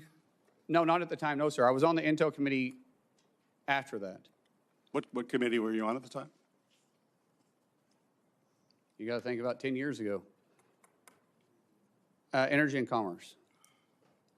So it was an Energy and Commerce top secret effort. Senator, I know what I'm getting upset about a little bit here is that your tone that you're saying that in a condescending way. I did what I was asked to do. I'm trying to find out who we would talk to. Sir, I've told you exactly what happened here. I was not required to disclose this on any official travel. Your documents are very, very clear on that. So I don't know what else you want me to say. You said you can go find out. Go find out. And then when you guys say it's good for me to talk to you, I'll be happy to talk to you about it. I can't talk specifics. If you want to talk about in general ideas, let's go down and talk in the SCIF. I'm okay with that. But I can't get into the necessary specifics or who made the decision to do it. But I can talk in general, and I'll be very, very glad to do that with you. And even Senator Langford, who I know is on Intel, he can come down with us and visit with us about it. I'm no issues with that at all. Perfectly clear and okay with it. But it's not for me to release this. So if you guys want to do that, we can leave here, go down there and talk about it. Did this mission involve exchange of fire? It wasn't a mission. It was an official travel. With specific deals or for specific fact-finding, just like any official travel is, that they wanted clarification on. And so, like I said, be happy to talk to you about it if you guys want to. And it was in a conflict zone? Sir, once again, I'm not talking about specific details or dates because we've revealed that this was a classified situation. Now I'm not going to talk about because anything I've talked about in the past wasn't referencing any of this, but I'm definitely not going to get into it now. It's talking about specific dates or details. We would have no way of exploring this unless you were willing to cooperate on. I don't know, Chairman. I don't know what else you said. What else you want me to do? I said I will go down there and talk about this with you in a SCIF, but I can't give the specific all the specific There's no details. reason to think that somehow we're not qualified to look at classified information. Yeah. And so the thing is we would. There is a lot of programs out there, Chairman, that you know is based on a need to know. Right. And maybe you can talk to Senator Langford about this too. Senator Langford, would you like to talk about? I'm glad to jump in. This feels, as my mom used to say, a mountain out of a molehill, where he is offered over and over and over again to say, let's get into a classified setting. I just left the worldwide threats hearing where I had to run over to be able to run back there. And meeting with all the folks there were several questions that I asked there that they gave me a partial answer and said, I'll give you the rest of this answer in a SCIF. And everybody goes, oh, okay, I get that. Because there are some things that are sources, methods, or actions that we're all keenly aware of on this. And I don't know what else he could say at this point other than let's get into SCIF and let's actually talk about this. Why don't we start with that initial meeting and see how that goes? Yeah, we'll have an initial meeting. That's what we asked for, Senator. Yeah. He said he couldn't do that because he wasn't authorized to. No, I did say that. I said I can't give you all the details to it because it's not for me to release it, but I can talk to you in general about it, but not in this setting. Yeah, and let's get the information out and be able to talk it through and be able to find out what this is. All of us have been in classified settings before. Let's try to get it done this afternoon so we can. I'm available right after this. So if we're, Senator or Chairman, if you want to, we can go leave from here and go straight there. Yeah, and let's try to get the hearing finished. So let's try no more speeches back and forth on all the ICE stuff if we can. If you kind of just conclude that one, can I come back to you in a minute? Sure. All right. Senator Hassman, let's try to get off of funding ICE and stuff. Let's just try to stick to the nomination for now. I appreciate that, Mr. Chair. I do have to take a moment because during my first round of questions, I discussed the current impasse we find ourselves in over ICE reforms and DHS funding, and I didn't speak clearly, so I just do need to clarify my comments now. ICE already has significant funding right now for the President's budget bill, from the President's budget bill last summer, which provided the agency with several times more money than its annual budget and gave ICE broad discretion about how to use that money. That means that the partial shutdown that we have right now has nothing to do with whether ICE has the usual levels of funding it needs to operate, since the agency already has many times its annual budget. It's about, instead, the need for policy reforms to help ensure that ICE operates using the same kind of standards that state and local law enforcement in New Hampshire and around the country uphold every single day. Now, Senator Fetterman was right earlier when he pointed out that this shutdown is impacting other parts of DHS that handle cybersecurity and transportation security and other critical functions. We need to resolve it right now, and as Senator Peters just described, we have been pushing to do that in the ways that the minority can. We need to reach agreement on ICE policy reforms or by funding the rest of the department while we continue to negotiate on those reforms, something I strongly support, but unfortunately Republicans have blocked. The reforms to ICE are critical. DHS is supposed to be prioritizing the removal of dangerous and violent criminals. Instead, we've seen DHS agents assault and even kill American citizens while wearing masks, seeming without accountability. So now this is the question. Senator, if a masked ICE or other DHS agent kills an American citizen, should local law enforcement be allowed to investigate and hold that agent accountable? Unfortunately, local law enforcement isn't supposed to be investigating federal. That's what DOJ and FBI is for. Now, we will communicate with local law enforcement, but that's not their job. FBI, it's just the same thing if in most municipalities, if there's a fatality shooting, there's another agency that oversees them. And in this case, it'd be the FBI who is set up inside the DOJ to investigate those. So you've answered no, and your answer would make ICE unaccountable, and that endangers not just the rule of law, but also the security of all Americans. I wanted to get to one other question. During the past year, DHS leadership cut CISA's expert workforce by nearly a third.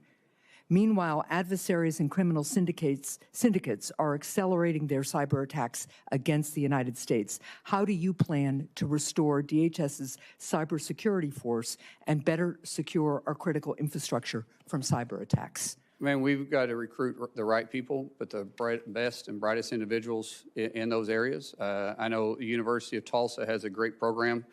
But recruiting individuals that want to be there, that want to deliver the mission is vitally important, and so we will work to make sure that happens.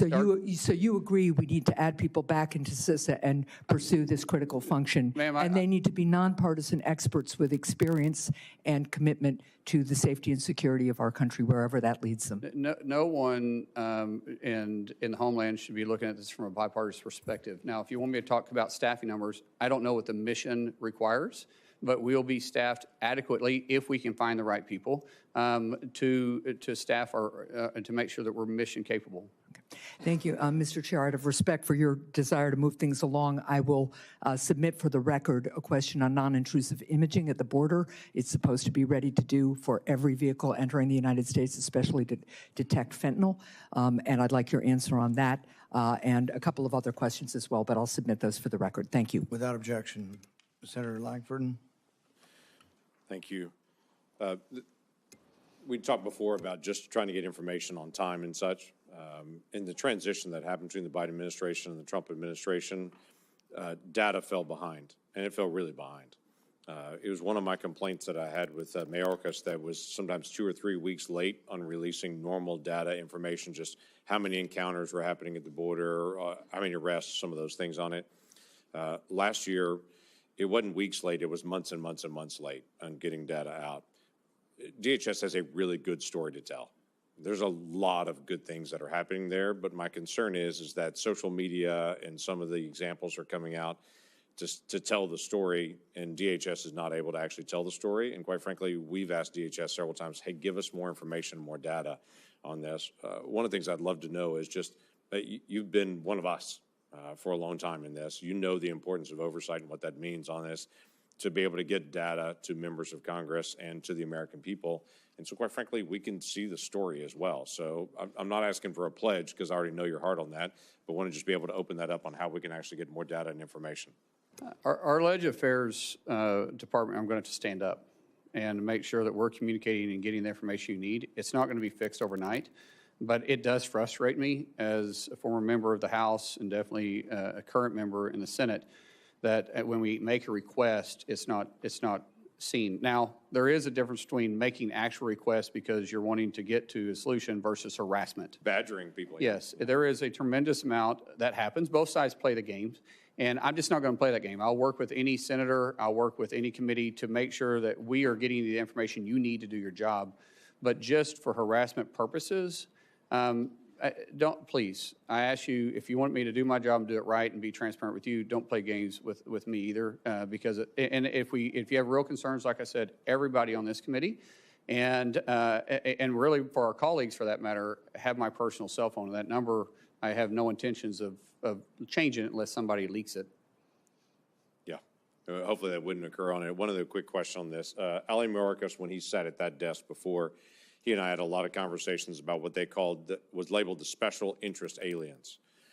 These are folks that come from known areas of terrorism, but we didn't have any information on them specifically, and so the Biden administration just let them in. They may say, well, we know somebody in your family as acts of terrorism, but it's not you, so they just labeled them special interest aliens and released them into the country. That we know of about 70,000 of those individuals. The Trump administration in the last year and a couple of months has picked up 50,000 of those. That's part of this enforcement that's out there to be able to identify folks that I'd been ringing the bell on over and over and over again, saying, why are we letting people in that we literally say, yeah, they could be a terrorist, they could not be a terrorist, we don't know. Somebody in their family is, but we don't know them if they are on it. So they were just released into the country on that and given that label. In fact, I was told, we'll keep watching them, but when I went to the FBI and asked them directly, they were like, there's no way we can track 70,000 people. So there's been a lot of good work to be able to try to identify where those people went, who they're associating with here in the United States on it, and then removing them from the United States. There's still about 20,000 left. Love to be able to get your promise to say, we're not going to quit. We're going to continue to be able to find folks that were just allowed to come in the country that may be a terrorist and may not be a terrorist, we don't know, but to be able to go identify those folks and make sure that American people are protected. Absolutely. Yeah, thank you. We're almost done. We have 2 people left who haven't responded this round. We've had a lot of debate over ICE funding. I hope we can ask just some specific questions to the nominee. I can't control what you ask, but that's my hope. Senator Blumenthal. Thanks, Mr. Chairman. Senator Mullin,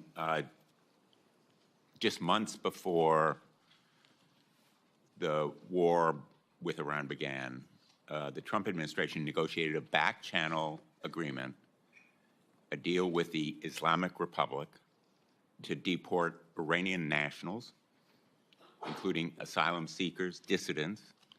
There have been public reports about it. CNN on January 26, 2026. New York Times reported it in a couple of articles in September and December, that flights in around that time deported tens of those kinds of Iranian nationals back to Iran as part of this secret agreement. I want to tell you about one husband and wife, Christian converts from Islam, who were sentenced in absentia to 9 and 11-year sentences by the Islamic Republic. They fled to the United States seeking asylum, but they were detained by ICE on arrival. The wife was deported. She managed to take refuge in Turkey. The husband, I'll call him Mr. H, is still here, but he's facing deportation despite showing scars from the beating he received by a government gang. I have both of their declarations. I'd like them to be entered in the record. There are Iranian-American organizations like the Iranian-American Legal Defense Fund that have further information. I have no doubt that you share my outrage about the treatment of this couple and other Iranian nationals who were deported possibly to torture and death in Iran. Will you agree with me and commit that we should stop deporting such people? Ma'am, sir, I don't know the specifics behind this. I think before I can talk about in hypotheticals, I would need to know what the reasons behind it, but I don't want to deport anybody that's here illegally, or here legally, I mean. And most definitely not individuals that have done everything possible to be a contributor to society. But in these specific cases, I don't know. I'm not familiar with them. I don't know if there's something else in the background that would cause the Well, I'm administration to do talking it. in general about tens of people, as many as 55 on one flight, 15 or so on another, not just this couple. But in principle, we should not be sending Iranian dissidents and asylum seekers back to Iran, wouldn't you agree? Sir, we do know that our enemies want to infiltrate us and use our rules and our generosity against us. And so I don't know the specifics of these. I don't know their background. I don't know what the reasons was, but I will be happy to look into it. Let me ask you about another topic. I'm glad that you've committed that there will not be the kind of review that Secretary Noem imposed on contracts above a certain amount uniformly by your office. But I'd like your commitment that you will help us investigate another abuse of authority. Corey Lewandowski apparently was in charge of approving all contracts. One of them was a $220 million contract that was related directly to Kristi Noem's being fired. They bypassed procurement rules to award that contract to a shell company that was created days before to benefit a Republican consulting firm with close ties to Secretary Noem and Mr. Lewandowski. Will you commit to cooperating with our investigation, the Permanent Subcommittee on Investigation, making documents and personnel available to congressional and other investigations into those contracts awarded by Secretary Noem and Mr. Lewandowski? Senator, I've heard these same reports. I know the IG, Joseph, I don't know him personally. That's why I say Joseph. Some people call him Joe. Is open investigations. We will cooperate with him. And provide all the documents and records that are necessary I'll leave that for to the committee to Inspector do General. its work. That's what I'm asking.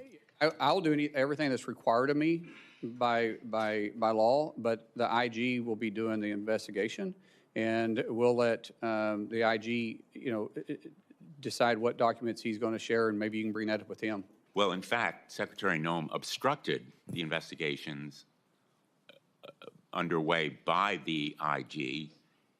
In fact, in at least 10 investigations, they were the subject of a letter from the IG. Are you committing to immediately begin restoring the department's working relationship with the IG? If confirmed, absolutely. I will do everything required of me by law and the policies that you guys give me. There won't be any gray area with me. We want to have a good relationship with the IG. He's got a job to do, and every other agency that's underneath DHS and has you'll a job to do. cooperate with the committee in providing those. Sir, I've everything that is required of me to report, and anything that you want the IG to do, that's between you and the IG. Senator Mullins, I don't think I need to tell you that the American people have been appalled and angered by what they've seen in the excessive use of force. We've had hearings before the Permanent Subcommittee on Investigation that have shown Aliyah Rahman, a woman suffering from traumatic brain injury, yanked from her car in Minneapolis, dragged by her arms, leading both of her shoulders to be torn. Javier Ramirez, a father of 4 from California, detained for 4 days and refused medical treatment for his diabetes. We documented these abuses in a report that we issued and in hearings that we conducted. One of them was Marimar Martinez, who was on her way to donate clothing at a local church when she came across agents in an unmarked car. Agents sideswiped her car. 3 masked agents in camouflage stormed out, and one of them pulled out his gun and fired at her moving vehicle, hitting her 5 times. And the agent then bragged about it. He bragged about it in a text. He said, I have an MOF, I won't detail it. I fired 5 rounds and she had 7 holes. Put that in your book, boys. Shouldn't we be disgusted by an agent that fires at a U.S. citizen, no criminal record? She was charged. Senator Blumenthal. The charges were dismissed. Wouldn't you agree with me that that agent should not be carrying a firearm? I'm not familiar with the investigation, sir, and I don't know if the investigation is completed. As Secretary, I'm sure I'll be briefed on this. All right, time's expired. I know these are important issues, but we just have to move on. We're going to finish up with Senator Kim, then we're going to make a statement that hopefully can be agreeable for a meeting later. Senator Kim. I'll be concise here, Chairman. Senator, there's just a couple last things here. A couple weeks ago, we had a hearing here, and I was engaged with the head of USCIS, and I raised an issue that happened in San Diego of spouses of military members and veterans. They were going in to get interviewed for a green card and were arrested upon their arrival. I just wanted to get your reaction to that. Like, you know, is that the kind of behavior you think is acceptable?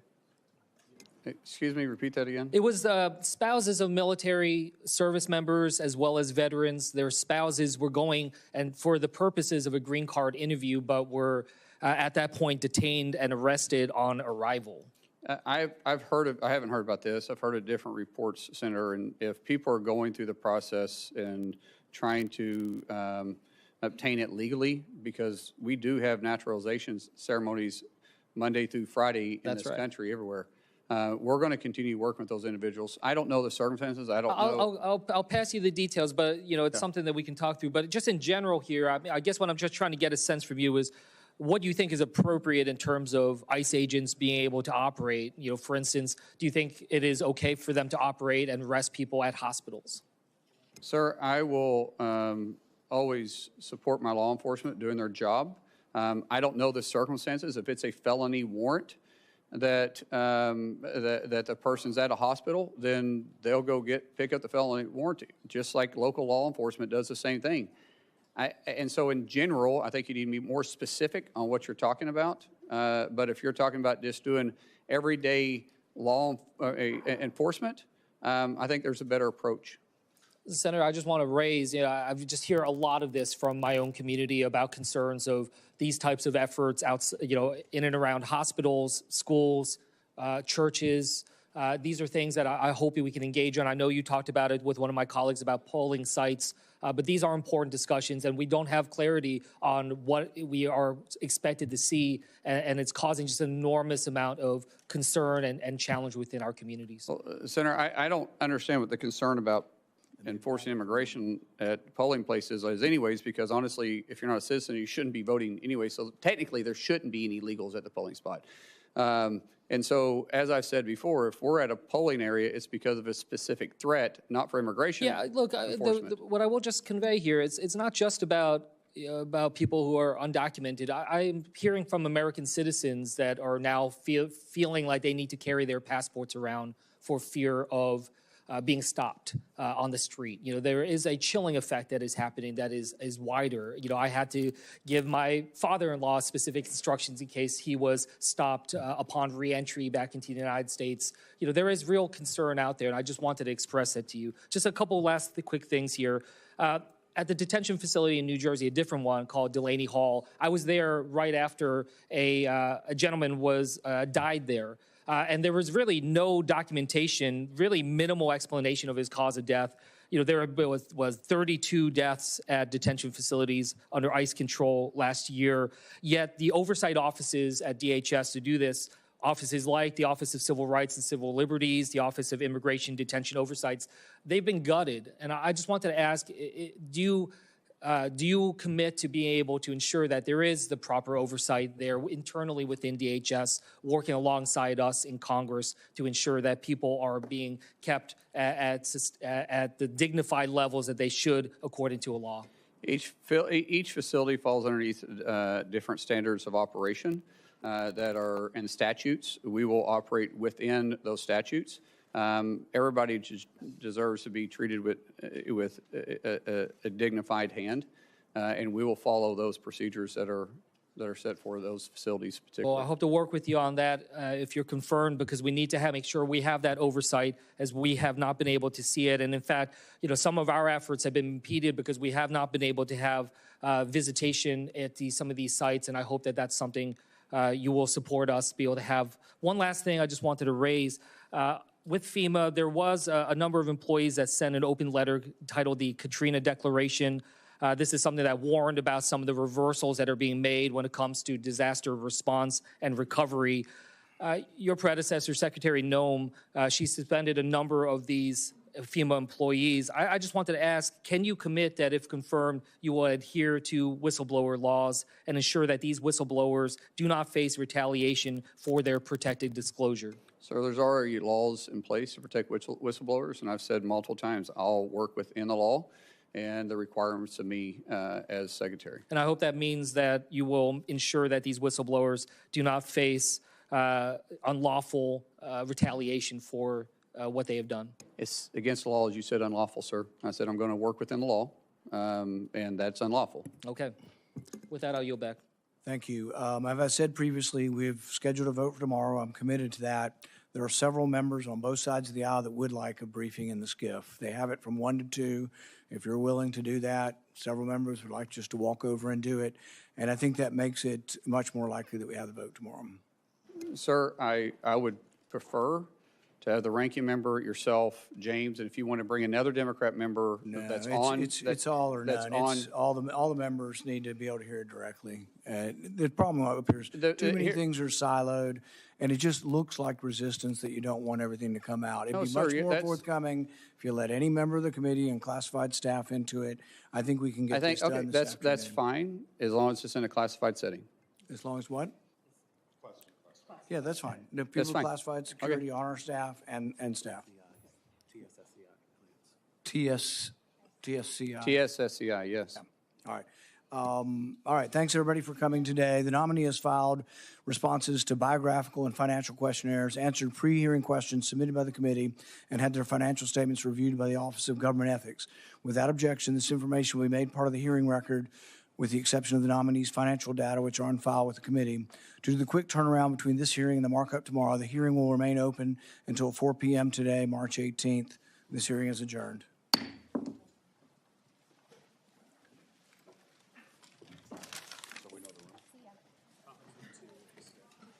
James, conference room 2. Conference room 2.